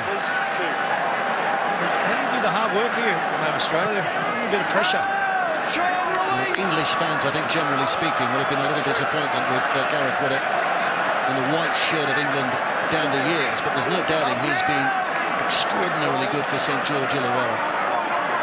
This last year, from Cameron Smith is inside the 40, but it corkscrews short of the 20, so it will be England's head and field. He's your man, isn't he? Your man, Gareth Widdop. Yeah, he's our captain. He's an extremely talented player with the ball in his hand. You need a good pack in front of him to create those metres, an organising halfback, which Gale is, and you'll see the skill out of him. Not only with the skill with him, he's got a great vision on his kick, and he creates a lot of tries for his teammates from kicks. So I thought it was a really interesting one there from Cameron Smith. His first thoughts was to get the ball in the touch, just to sort of walk down there, just slow this tempo down, so they can just sort of get that second win a little bit here at the moment in Australia. Like you said, Brian, England at the moment need to have back-to-back sets, but they've still got to have a little bit of air of wanting to play and make Australian defence work here at the moment. There's opportunities for both teams here at the moment. But when they've been structured and gone to the edges, they've made 10, 20, 25 metres and allowed them to kick off the front foot without pressure. There's Ryan Hall. Keep working way. Roby and then McGilchrist, and the two wingers, as we often see, very much involved in the early stages of clearing up the lines for England. Hill, size of a prop, footwork of a half. The Lachlan. Was looking to potentially bowl that back, but Aaron Wood's involvement in the tackle prevented that. And Hodgson with a little dash and a dart. Interesting that Hodgson and Roby are on the field for the first time in the game, the pair of them together on the field. We'll see how that works. There's a high kick, that's a good one as well. Bateman almost getting up to challenge. Curry making the tackle. Australia start from deep again. Chambers. Slater. Dane Gargallett. Cameron Smith, the general, the master of his trade. Here comes Clemmer. Cameron Smith again. Ryan left to Morgan. When he made his debut for the Aussies a couple of years ago, Michael Morgan, there's so much talent in depth in Australia. There's a kick that Lomax should deal with again, and does. Again, it's a curtain of green and gold that gets up there to greet him. It just feels like it's a real cat and mouse game at the moment. It does. It's just like one of those. Is the one that's going to miss a tackle or not miss a tackle, or is it going to be an Australian player? Is it going to be an English player? They'll come up with an error coming out of yardage, and all of a sudden, wow, you're on the front foot. This is Ryan Hall. This is a good carry again by Ryan Hall. Better than that, it's fantastic. Takes England beyond the halfway line. That's a moment. The wingers have been great for England. Hodgson with a short pass. Hill came steaming on. Roby's in at dummy half. Hodgson, the extra pivot here. Widdop's there. Widdop wanted to get it away, but Valentine Holmes blocked his path. So 6 play again. They're coming blind. They're coming with Hodgson. It's steepled up, chipped up towards Billy Slater. I think the intention was just to get in his face there. And they got in his face and round his neck from Kellen Watkins. And now it's Valentine Holmes. I like what Coach Bennett's done here now. He's got O'Loughlin on, he's got Hodgson on, he's got Roby on, he's got Widdop on, he's got Gale. So he's not playing conservative here now. He's playing. Chasing the game. He's playing. Several architects, but are they all working off the same plan? That's the concern. We'll find out in the next few minutes or so. Here comes Smith. Now Clemmer. Woods is there. In his face goes Gale, but Woods brushes him away and keeps it alive to Cronk. And now Chambers on that right-hand side. They've already reached the 5th here, Australia. They're still inside their own half. Cronk, from a tight angle, is forced to kick. Lomax, careful. Trebojevic is up there. Oh, McIlvray did really well there. I caught that for him. Oh, and then he's dropped the ball. He's dropped the ball. He'll claim the man in the rock. It was a strong tackle, mate. It was a strong tackle. Well, you heard the referee. It was a strong tackle. He had the responsibility to get away from that and play the ball. Well, after the good work, it's a real shame what came next.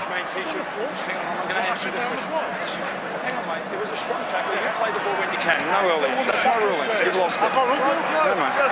This is a strong tackle. They've been in a dominant position.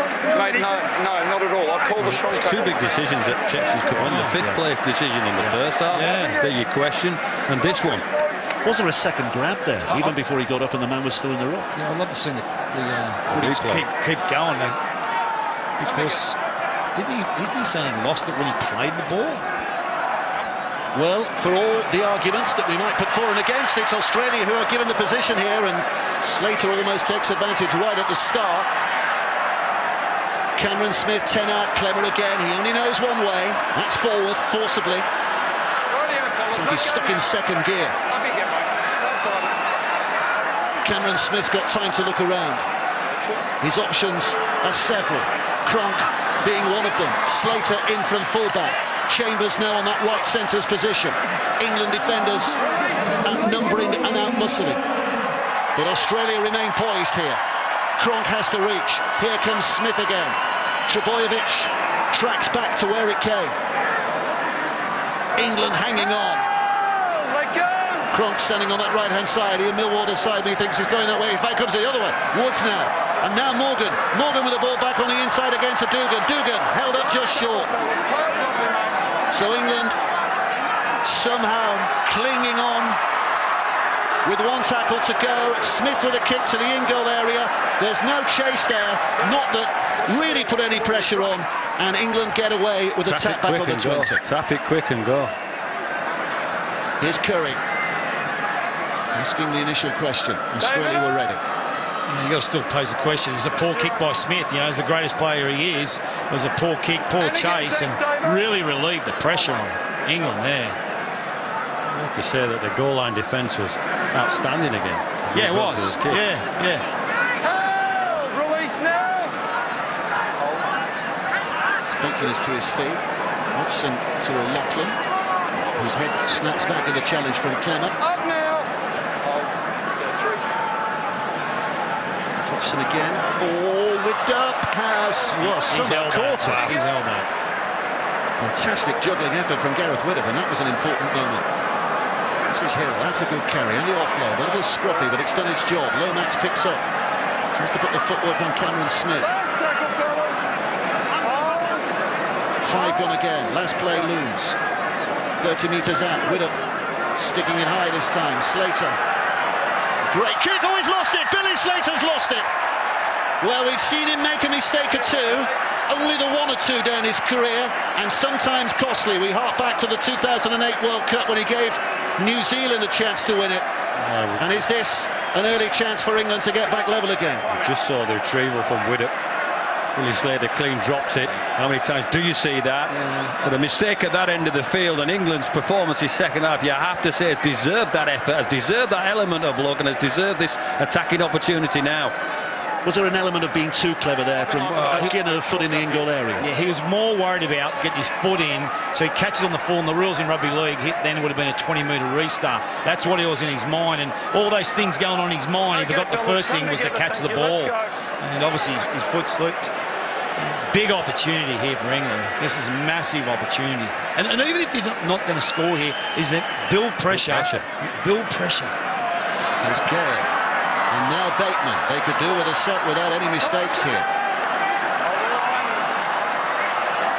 At the very least. Roby's going to go from dummy half and has bounced into the in-goal area, but he's held up. Held up. Time out. Held up. Referee doesn't need the video ref. Yeah, mate. He's having a quiet night tonight so far, Ben Taylor, isn't he? Sitting in the box just to our left. And the referee's made the calls. He's falling asleep. So they go back 10. Nose down, backside up. Billy Slater's underneath the ball for sure. He might make one mistake, but he rarely makes more than one a game. What a season. Whitehead for England, 10 metres out. O'Loughlin has to dance into the dummy half position. Hodgson, here's Hill. Hill stepping off his left, trying to push himself through the gap there, but it closes quickly. James Roby stands and waits, back it goes, Gale again, now out to Lomax. Lomax will try and push his nose through as well. Bateman, sixth tackle. Bateman, what's he doing here? He's trying to go for the line himself. He's kept it alive. Lomax likewise, Curry across to Gale, and now it's with Hodgson who puts the kick to that in-goal area. Morgan's there to wrap it up. Australia get away with one. They start with possession 2 yards out. Well, they had a crack, and Australia held. Importantly, to keep him at this end of the field. This end of the field. Hang on, what's Billy Slater doing? He's rolled off the mark and then played the ball. Well, if Jermaine McGilvray is getting pinged for something at one end, you would have thought there might have been a case for a penalty against Australia there. Here's Clemmer. Head out, mate. Just play the ball, David. First name terms, the referee with the Aussie players. Here comes Aaron Woods. Make sure you don't work the arm last. First name terms with the England players as well, to be fair. Here comes Cronk. He's looking for touch here, just looking for touch. It's an efficient kick. They will give England possession back again, but an awful long way to go inside their own half. I know you mentioned down here that they had a crack in that set, but gee, Hodgson doesn't kick. They had numbers on the outside. I like to see them put the ball through their hands, and they had numbers. They had plenty of bodies in motion. I just think it was the wrong block in the wrong place. Yeah. One fall I will say about Hodgson, he did in the NRL at times. He can be a bit kick happy. And they do that in the club team he plays for, Canberra. They'll move him to the 13 and bring a 9 on. He gets a bit kick happy. I'd rather see him pass the ball a little bit more than think it's all about him getting a kick. The tempo's really gone out of Australia, but hasn't it? Tempo's gone massive out. More so that it's all changed because they've got to come out of their half now. So using different energy levels now.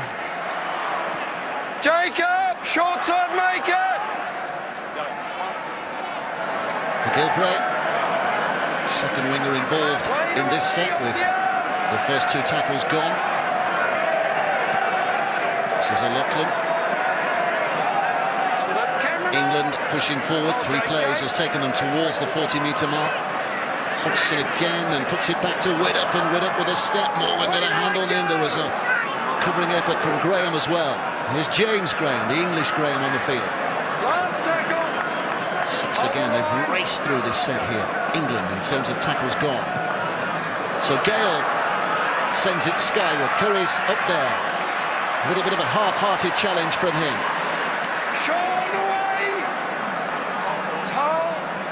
Slater.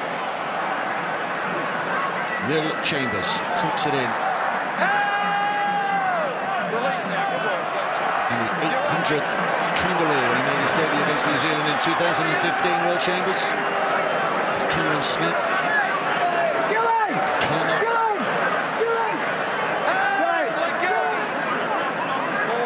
Smith. Cronk. And again, numbers here. The short pass was to Wade Graham. Australia 15 out, 5 tackles gone. Smith goes left. And Morgan kick here. And Lomax is across. And the referee is going for the video. We are going to see the video referee here. And does he think there's a try scored, or is he looking for the restart? Yeah, he's looking for the restart. I got no there's no try, because this is big, big for England, because if it's an error forced by the ball going forward off Australia, it's a 20-metre restart. Otherwise, it's going to be a dropout. That's why it's a huge decision. He's gone to the screen. Ben Thaler having a look at this. Paused on the foot there. Everybody is on side in the vicinity, so I'm happy to play on from that. So it's the first Henry Riddell cleared up. Okay, wait, can we just go into grounding? That sums up that Whitehead challenge, doesn't Can we just jog back before that, please, to the challenge by Whitehead? No, he's allowed to turn and escort him off the ball there. If he gives this as a penalty, he does turn his body, goes at him. His intent there is to knock him off the ball, isn't it? Does go across his path. Right. Very close to the ball. He's close to the ball, though, so I'm happy to play on from that. Let's play on from that. Well, that's interesting. The referee on the field seemed to be correcting that decision. Get the ball down. It's in Lomax's hand, but it appears to be knocked out by Australia and knocked out forward. Can I have another side angle on that, please? Well, from the way it was going originally, so it's in Lomax's hand. This is a complete reversal. From that angle, it looks like the ball is knocked out forward by Australia, which it is. And let's just see where the ball ends up. I believe it goes dead. Correct. It does go dead. Right, I'm going to start the game. I've got my decision. I'm going to the board. Thanks, mate. Well, that was a really interesting insight there, wasn't it? Because I don't think we hear in England that conversation from the referee on the field with the video referee, where the video referee is thinking it might be a penalty, and the referee on the field says, no, it wasn't a penalty. I mean, from an England point of view, fantastic that I'm impressed with that decision from the referee, and I'm impressed that that intimation was there, because I thought Ben Thaler was going to give the penalty. He was going to give the penalty, wasn't he? Yeah, he was. I don't think it was a penalty. Tell you what I was impressed with, Adrian Morley's working for the media in the next box, and it's a clear thing, and he was staring at him as if to say, do not go against England here. So I thought he handled the pressure pretty good too. Well done, Nuzzle. He's working for our Aussie colleagues over here. Adrian Morley had a bit of a giggle with him earlier about being a turncoat, but big English through and through, isn't he? Big play that, but big decision. Yeah, big decision. Could be the catalyst here for England. Well, it's still just the one score in it. We've not seen any score in the second half, but we've only got just over 8 minutes to play. It's with Widdop talking before the game about who wins and who loses. One scoreline we hadn't countenanced really was the draw, which there is a potential for here. O'Loughlin pushing forward. That will concentrate minds if England can score and kick the goal and get the draw. Concentrate minds going forward, because it'll come down to points difference, won't it? James Gray. Hudson. Here's Gale. Gale's kick. Well, Slater should have this, and he does. Curry's there, and Moore arrive to force the dropout. Great pressure. That's the style of play. That's what you've got to do against a good team. Find the character, find the kick. Luke Gale there. Let them kick out from their own goal sticks. Goal posts. A bit bigger than sticks, aren't they? I'll tell you what the difference too has been is the ability of Roby to run direct from dummy half. You know, I think Roby's changed the direction of this team. Since he's in. Well, he's put the big Australian forwards under a lot of pressure with the way he's been direct at them, so they haven't had much time to get off their line, and he's coming at them. And there's a bit of space around there. Even that one where you said Graham caught that really well. Graham had been a bit tighter, and there's some big space just to the side of Roby. So Smith with a kick. Gale with a catch. Graham with a muscular return.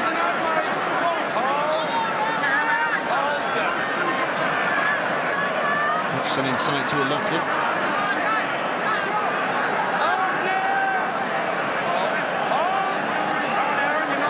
There's Graham. Well, look at this for a position here. England 12 away. They've still got tackles in the bag.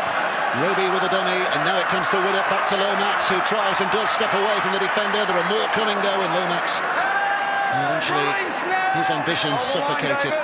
David will hold. O'Loughlin, Widdop, Hodgson to Gale. They go wide. Here's Bateman. Here's Hall. Ryan Hall at the corner. No, the flag from the touch judge says the ball was lost. And it's Australia who get it back with a tap on the 20. Oh, it's been compounded by a 20-metre restart here. Oh, you're backing every day of the week there. If he gets low. Yeah, I was going to say gets low. And that was the corner he scored the phantom try, wasn't it, the last time England played here? And the video referee didn't give it. Up now, James. Well, England have been the better team in the second half. So Wayne Bennett watching on is going to be encouraged, you'd say. He was saying tonight was all about performance. It wasn't necessarily about outcome. Here's Cronk. Morgan. Josh Dugan. He's passed. Here's Clemmer. 35 away from where he wants to be. It's Cronk. Now Wade Graham. Penalty for Australia. A reef by England. They go for goal here. They go for goal and try and win the game in this moment. I'll definitely go for the goal. But, you know, they're very tired looking, both teams. This breaks the deadlock. It gives them a chance to suck him in, get some air, but also if he misses it, they get the ball back from a dropout. Have a guess, have a look. Have a look. Boys. What are you thinking, Brian, from that?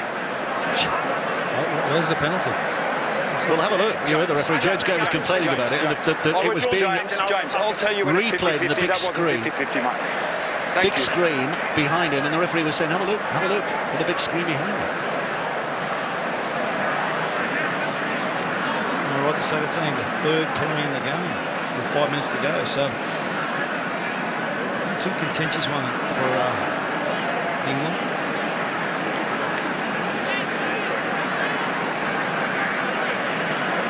So a chance to potentially win the game here. Cameron Smith puts this over. England would have to score twice. Second half so far has yielded no points. This could be the first of them. He's kicked 1 from 2 so far tonight, Cameron Smith. And make that 2 out of 3. It's an 8-point lead now for the Australians. 12 points to 4. It's going to take something rather special for England to rescue anything points-wise from this game. We're just picking up that Wayne Bennett outlook. How does he look on this England performance? Well, you can see the monitors in that half-time down there. It's the most animated and vocal I've ever seen Wayne. So what he was doing was challenging the England team for performance in the second half, and he's got that. So he'll be in a real good spirits at the moment because he knows there's improvement, a little bit more cohesion. He'd see some upside in his team, definitely. So here's Maguire for Australia running in hard. 3.5 minutes to go. 12-4. Australia lead. Gaga. Cameron Smith and the winger Valentine Holmes, who adds a little bit of a zip to the situation. Smith, Woods. He's dropped it backwards, stabbed on by Slater. Lomax picks it up. The referee says it was a knock-on. Head and feed for England. Is there time here? 3 minutes to go. Well, they're going to have to score this set. Is all I'll say, but reinforce what Ian's been saying in relation to the performance in this second half. There's plenty to take away here for sure. I think what he'd be really happy about is one is their goal line defence under a lot of pressure in this game, which has been really good. The second thing is his forwards have been what we expected. They've been able to compete but make good meters up the middle. So a bit of cohesion with the ball, especially around the halves and the fullback. Because Lomax has had a couple of opportunities and he's sort of rushed it and come up with a couple of errors. Get that right, turn into points. Whitehead, 20 minutes, gets up, plays the ball.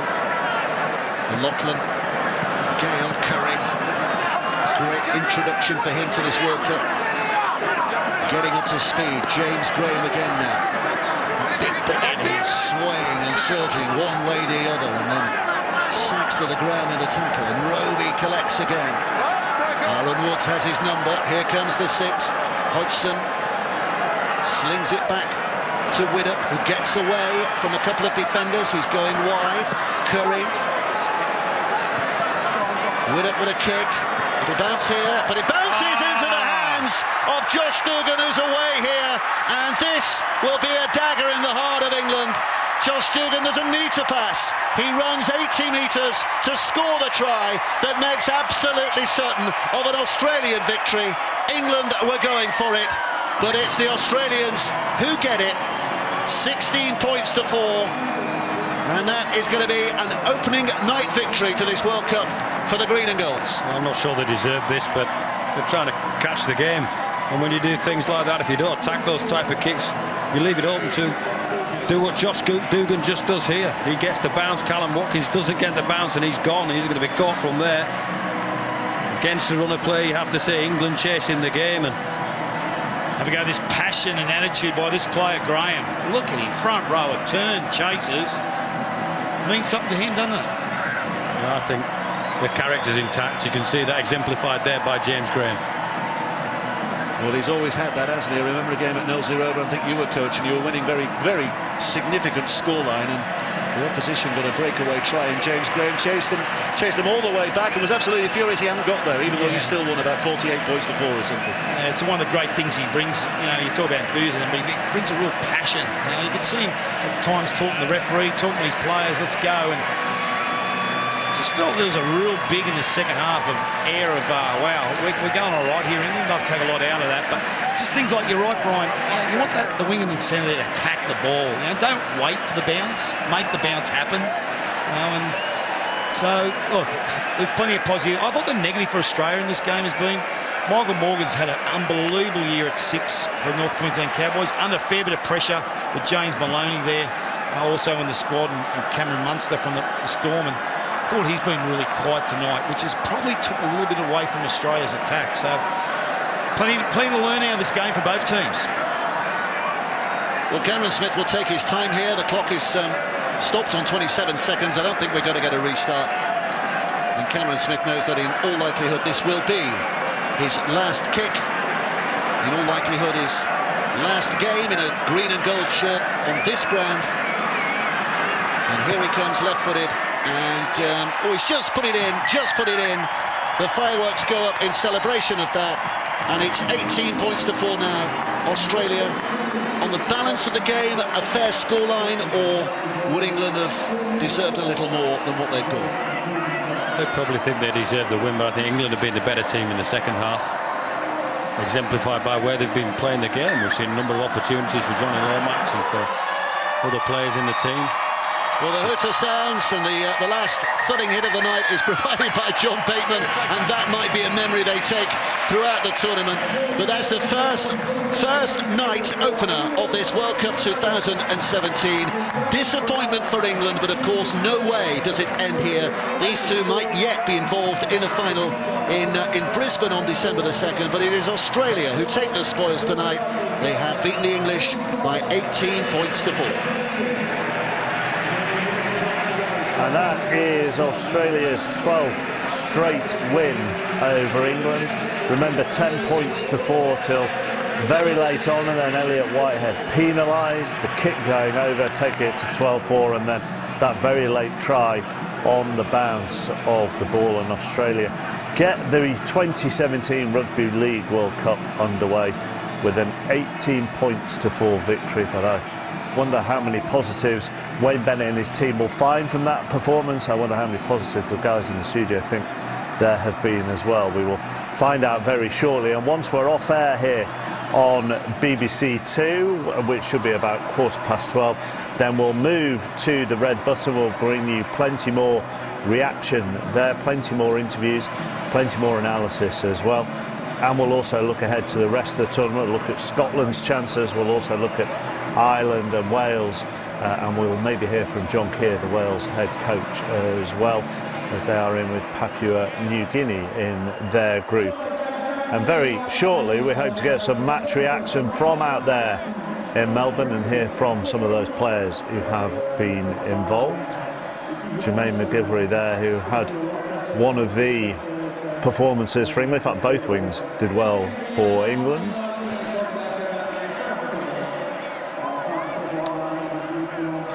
And we're still waiting for some post-match reaction. But we won't get that moment. Do you think, Kevin Sinfield, that there are positives for England after that? Massively. I sit here now very buoyed by that second half. I think there'd have been some question marks with us not having Sam Burgess out there for that second half, but I thought we were great. You know, the 18-4 scoreline doesn't suggest or doesn't justify England's performance there. Second half, I thought we were the best team. I thought we created opportunities. Our right side in particular looked dangerous. Obviously, you had to fight extremely hard for the victory. Yeah, we were prepared for a tough battle tonight, Noddy, and we certainly got that. We're a little bit scratchy in attack. I think we got a little bit of improvement to do there, but all in all, it was a tough effort. Good start to our preparation. Obviously, you love playing on this field. The combination, the 9, 7 and 1, that was sort of what got Australia through in the end. Oh, look, that comes natural to us. We've been playing together for 17 years, the three of us. So, look, those little plays are up our sleeve all the time, and we just need to hold the ball, build a little bit of pressure, and get them tired around the middle for them to come off. You get to see England for the first time today. What do you think of their performance and their strengths were? Yeah, I thought their strengths were their back three. Their wingers are so hard to handle. Their fullbacks playing extremely well, and they shift the ball. They make you defend from sideline to sideline. So they're going to go a long way in this competition, and they're going to get better. Congratulations on the victory. Well done, Bill. Thanks, mate. Cheers. Also have Sean O'Loughlin. Well, Sean, so close. You got off to a wonderful lead. You know and appreciate now, I suppose, how great Australia are, and also how close you guys are. Yeah, it wasn't aware how good of a side was going to come up against tonight. I think both sides a little bit rusty still. Quite a few errors from both sides and a lot of improvement, I think, from both sides. But disappointing, but we know there's a lot more in us, as there is in Australia. But yes, it's not a bad place to start. We're not pleased with the loss, but we can take a lot from it. Who are your best players, you thought? Who really stood up for the England side? I thought our backfield was strong. They dealt with a lot of the kicks well, carried the ball back well for us. Forwards good at times. I thought everyone had a real dig tonight. There was some patchy periods of the game for us, but all the effort was there from everyone. Yes, plenty of good signs. Thanks a lot, and good luck for the rest of the tournament. Thank you very much.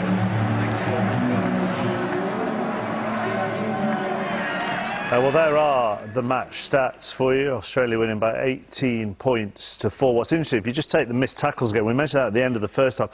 England had 33 missed tackles by the end of the first half, so only up to 43 by the end of the game. So that means they only missed 10 tackles in that second half in what was a much improved performance. By the way, just on Sam Burgess, we've heard from the camp, and that is that he has tweaked a knee and that he was taken off as a precaution. Whether that develops over the coming hours and days, we don't know. But the latest from the camp is that he tweaked a knee and was taken off as a precaution. Justin, both Billy Slater and Sean O'Loughlin focused on England's back three, focused on Lomax, McGilvray and Ryan Hall. Yeah, and I agree with that.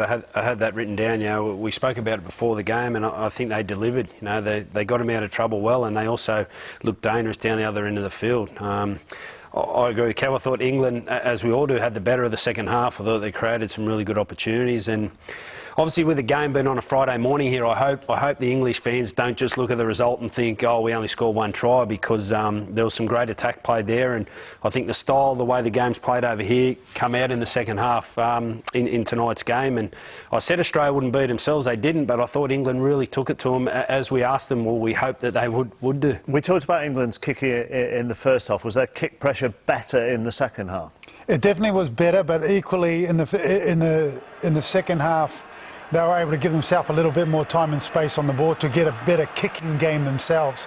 And when you're getting on the front foot, when you're winning the small things, like they won the ground a lot more as well. So they were able to come up with back-to-back plays. We talked about in the first half how none of their kicks had led to a repeat set. They did that in the second half. They started doing the small things right. And I think that's what we saw, the balance come back into the game for them. I think Australia will be quite concerned, because there's things that England were evidently so much stronger than Australia were. And I think the halves partnership between Widdop and Gale is only going to get better as their combination time becomes stronger. And that at the end was just a bounce of a ball when you're pushing to try and score. You got 1.5 minutes left in the game. It's a bit of a Hail Mary play, and it could have gone either way. England could have sailed under the post there with Watkins coming through. The ball bounced, luckily for Dugan. He went the length of the field, and that's the sort of risk you got to take in those sort of situations. It could have gone for England. Yeah. Don't bring Hail Marys into it. I'm already struggling with defence and not saying defence as I do on other shows. But go on. Yeah, I was going to say, I agree with Robbie. I think, Australia got a lot of concern with the English side. As we spoke about with Australia, they had the three key members from Melbourne that dominated the first half, but the second half was all England, and both sides will get better, but I think it's going to be, England will take a lot more confidence, even though they lost the game for the rest of the tournament. Yeah, I think we've got to play. I think that second half showed us what our strengths are in the Super League over here. We offload the ball, we ask questions, we move the ball from side to side. The NRL game is very, very different. But we need to play to our strengths. That second half was exactly where we need to be. But can you play in the first half like England played in the second half? I.e., do they need the big guys first half to try and tire out a team, and then you have Hodgson, Roby, O'Loughlin, Widdop, Gale? It's an interesting question. We've got to find the right balance that works with. We need some big men in there, that's evident, but we've got some big men who can play football as well. O'Loughlin, Burgess can all pass, Chris Hill can all pass. Big Alex Walmsley, I saw in that game last week, tipped onto Tom Burgess who sails through under the post. So we've got some big men who can play short passes, and that's what we have to build our game on. I believe if we try and beat Australia, going set for set in an arm wrestle type game where we have one-out carries and try and kick the ball better than they can, we will lose. Oh, I think one of the interesting aspects, the difference from the first half, none of the passes were pushed. It was all measured. It was, yes, we were moving the ball, but we were moving it within our structure, within our capability. The lead runner, the guy who was carrying the ball, was going right into the Australian line. And the Aussie defence, 1 and 2 defenders out, they had to deal with the short runner. And they were the pass out the back was hitting the man perfectly. We saw it go down in the first half, so their skills levels were much better in the second half. And that tires the Australian defence out, so it's more space, it's cyclical. And that's what they need to do more of. Yeah, I agree. As Robbie said, that first half, O'Loughlin threw the ball over the sideline, Widdop threw it to no one, and that was the difference in the two halves. Second half, Johnny Lomax looked dangerous every time, as did Widdop, O'Loughlin, and the guys on the edges looked really dangerous. So that was a difference. I thought they tried to play in the first half, but we come up with some... Well, I say we, see you talking Well done, Kevin. England come up with some errors, and who am I going for? And then the second half, they completed those passes, and that was a difference. And it's a shame they didn't get over the try line in the second half. My guess is that your St Helens players might not let you forget that. Well, now that I'm coaching over here, I've got to solve. Let's just take a look at some of the England chances in that second half. We'll start with what came through Widdop, and we're just going to show this to begin with, because this handling is fantastic, Kevin. Yeah, do you know what? I thought he was outstanding in the second half. I thought he gave us some great balance on that right edge, but I also thought his kick selection, his pass selection, and when he decided to run the ball, he was dangerous. So, that kick there, to ask a player of that calibre a question like that, for him to put the ball down, shows the type of pressure we were putting Australia under. And they asked them questions. In all these chances, they asked them questions, yeah? One thing I think that England was just missing was a little bit of combination time in this type of set of rugby. Just getting the ability to get the rhythm right on the good ball line. What France and Lebanon is going to offer them is a little bit more combination time, and I think that's going to be great going into the playoffs. England's going to have that ability to actually, we know what to do when we're on the opposition's try line, and I think getting to the try line wasn't a problem for England tonight, and especially in the second half. This morning, actually, I'm thinking I'm down under. But once you get there, it's been able to be composed and set up strike play. And I think over the next couple of games, they're going to have that time on the ball and the time and space to get their rhythm going. So there'll be a different product to offer when come the playoffs. OK, time to get some more reaction from the stadium now. We can hear from Josh Hodgson. Sum up that 80-minute performance from England. I thought we was a little bit patchy. I thought certain areas of the field we just made too many errors, and I think Ultimately, you know, a lot of defending off the back of that, and then we obviously lost Sam in the first half, which hurts. But you know, we need to grow from that. We know we're a better team than what we showed, but we need to be tougher on ourselves as well, and not letting those little errors and that just lying themselves out. We need to work on that. Yeah, certainly field position was hard for you to find 60% of the game in your own half, and I suppose that wore you out, the tackling you had to do. But the fact that it was 10-4 right near the end of the game, the fact that you had chances to win it, that's what you're going to gain belief with? Yeah, definitely. We're always a team that'll put effort in from minute 1 to minute 80. You know, we know that, but we need to be better in our execution and as you said, the field position. Does that better in execution come with more time together, better combinations as this competition evolves? Yeah, I suppose it does. Yeah, we'll get a few more games under our belts and hopefully keep progressing through the competition. And the more we play alongside each other, the more time we've got to iron those things out. You don't want him to be happy at defeat, but does it hearten you that he is that unhappy with aspects of the performance when we're saying there's lots of positive? Yeah, I think you expect that from players. I think they'd be quite self-critical of where they're at and the performance. You understand they've got to get better. But I think we all sit here today quite happy with that second half in particular. We only have to beat Australia once in this competition. Let's not forget that. And we might have lost the battle today, but we've come off a little bit wounded. You know, we might be some concerns over Sam, but we've certainly not lost the war. It's all to play for. We've got 2 games now where the coaching staff may choose to rotate 1 or 2 and let people fight for selection for when we hit quarter-final time. But then I suppose, again, the fine line there is you want people to be fighting for selection, but if you take Robbie's point, you need combination time.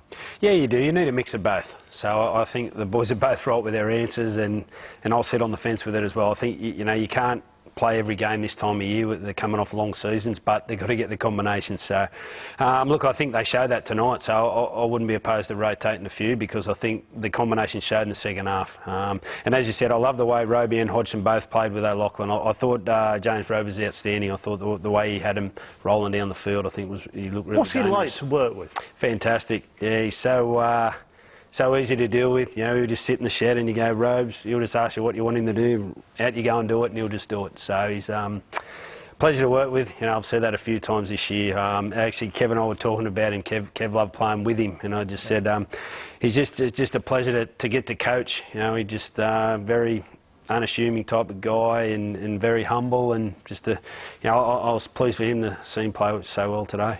I think one of the keys to him is also he's one of the elder statesmen in the team. He can bring so much at that level. He's played at this level for a long time. And there's the smarts. When the going gets tough, when you need to pull the troops together a little bit more, and then you need to start getting on the front foot and making sure that you're playing smart and not playing on emotion. He won't be fazed by that. He's played in every game, every final, Super League finals, world clubs. He's played in them all. Nothing will faze him, and I think that's really important. That experience within that group and crucial moments in the game where we saw how he was a key fulcrum to England's game turning around in their second half. I love playing alongside him. I just think he almost got a sixth sense of what to do, a calmness about him. He understands when there's space outside him, even though the ruck might be quick and he should run. He understands when he needs to run. He's a machine physically. He just tackle, and he never looks tired. And to top that off, he's brilliant around the squad. You couldn't ask for a better guy to go on tour with. He's a model pro, he's a gent, and he'll only get better in this competition. I think for him, it's his third World Cup, and I'm sure in the back of his mind he'll want to go out. He may not get another chance. He'll want to go out and certainly not take this one for granted. Well, Kevin and Robbie and Justin will stay with me and we'll be on the red button from about 12:15. Yes, and Harris will join us as well. We can go back to Melbourne. I think Dave Woods has got more reaction. Tyson Frizzell from the Australian camp is with him. Well, Tyson Frizzell, a winning side tonight, and you came off the bench with some impact. How much did you enjoy that tonight? Yeah, it was really enjoyable. We knew England were going to be a tough hitter first up, and they definitely were. They controlled the ball really well, and they pushed us right to the end there. And we knew they'd do that, and lucky enough for us, we're happy to stick in there and come away with the win. Did you feel you got on top of England's forwards? That was a big question beforehand. Was England's the better pack? Did you feel you got on top of them tonight at all? Oh, in patches there. I don't think the whole performance from us was, up to scratch. We did play well in patches, but like I said, we turned over a bit of ball there in the first half, and you know, we're looking to work a lot better. You know, their full pack are very dangerous and they're very solid, and they showed that tonight. But you know, like we said, we stuck in tough and come over to win. And of course, the World Cup last time, you had a Welsh jersey on. And have you had much contact with the Welsh there in Papua New Guinea ahead of their first game? Have you spoken much to them, John Keir and the team? Well, I haven't spoken to them, you know, in the past week, but you know, leading up to the World Cup, I'd been in touch with them, and you know, I wish them the best of luck, and you know, hopefully they can play well. And you know, it's good to see the Wales team in the World Cup and doing well. Well done tonight. Cheers, mate. Thank you. Super tastic. We'll talk more about Wales, as I say, on the red button, and Ireland and Scotland as well. So we are underway with this 2017 Rugby League World Cup. Australia top Pool A. France against Lebanon is a 5 a.m. game on Sunday. Obviously, England still have both those countries to play. We'll show you highlights of that France-Lebanon game across the weekend here on the BBC. This is what is coming your way. The Red Button Forum, and get in touch with us, hashtag BBCRL, if you want to put a question to Justin or Kevin or Robbie. We'll be on the Red Button very shortly. Highlights of tonight's game, if you want to relive it. The second half's better than the first, obviously, from an English perspective, from 10 to midnight here on BBC Two. BBC One has highlights of Papua New Guinea, Wales, New Zealand, Samoa, Fiji, USA, tomorrow lunchtime from 1:15. And that France-Lebanon game is on Sunday at 5 o'clock, along with Ireland against Italy. So thank you very much to Justin and to Kevin and to Robbie. As I say, they will join me on the Red Button very shortly. Yestin Harris will join us as well. Hashtag BBCRL to get your point to the four of them. The Rugby League World Cup is up and running. Defeat for England, but plenty of positives. Bye-bye.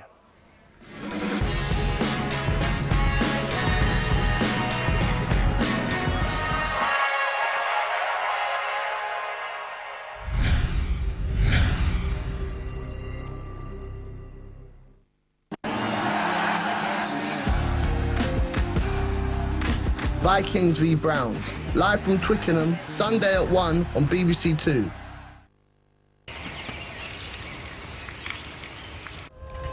Last year, Exodus brought you the stories of the million migrants trying to get to Europe. They thought they'd made it, but it was only the beginning. I think we made a wrong decision leaving Afghanistan. Sometimes I think that I should never been in this world. You want help.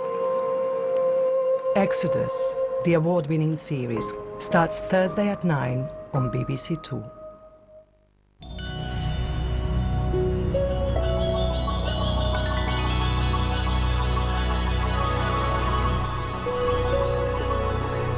Seven o'clock tonight on BBC Two. Will Britain ever have a black Prime Minister? Right now, John Pienaar with the matters of the moment. Daily politics, later than billed in some listings.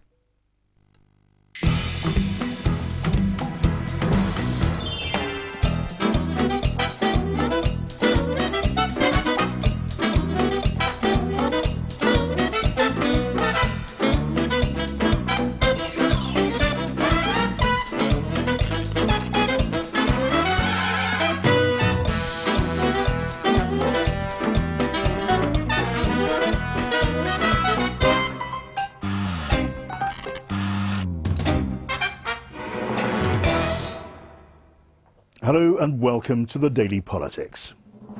North Korea has been blamed for the cyber attacks that hit the NHS back in May, but is there anything we can actually do about it? Pressure's mounting on the government to reduce the length of time people have to wait before they receive universal credit payments.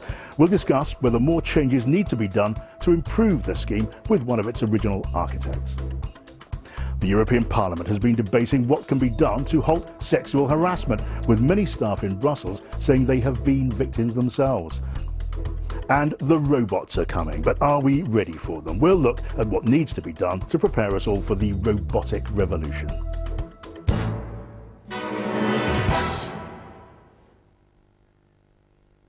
All that coming up. Now, let's specially welcome Rugby League fans who've just been watching England lose to Australia. You're smiling, guys.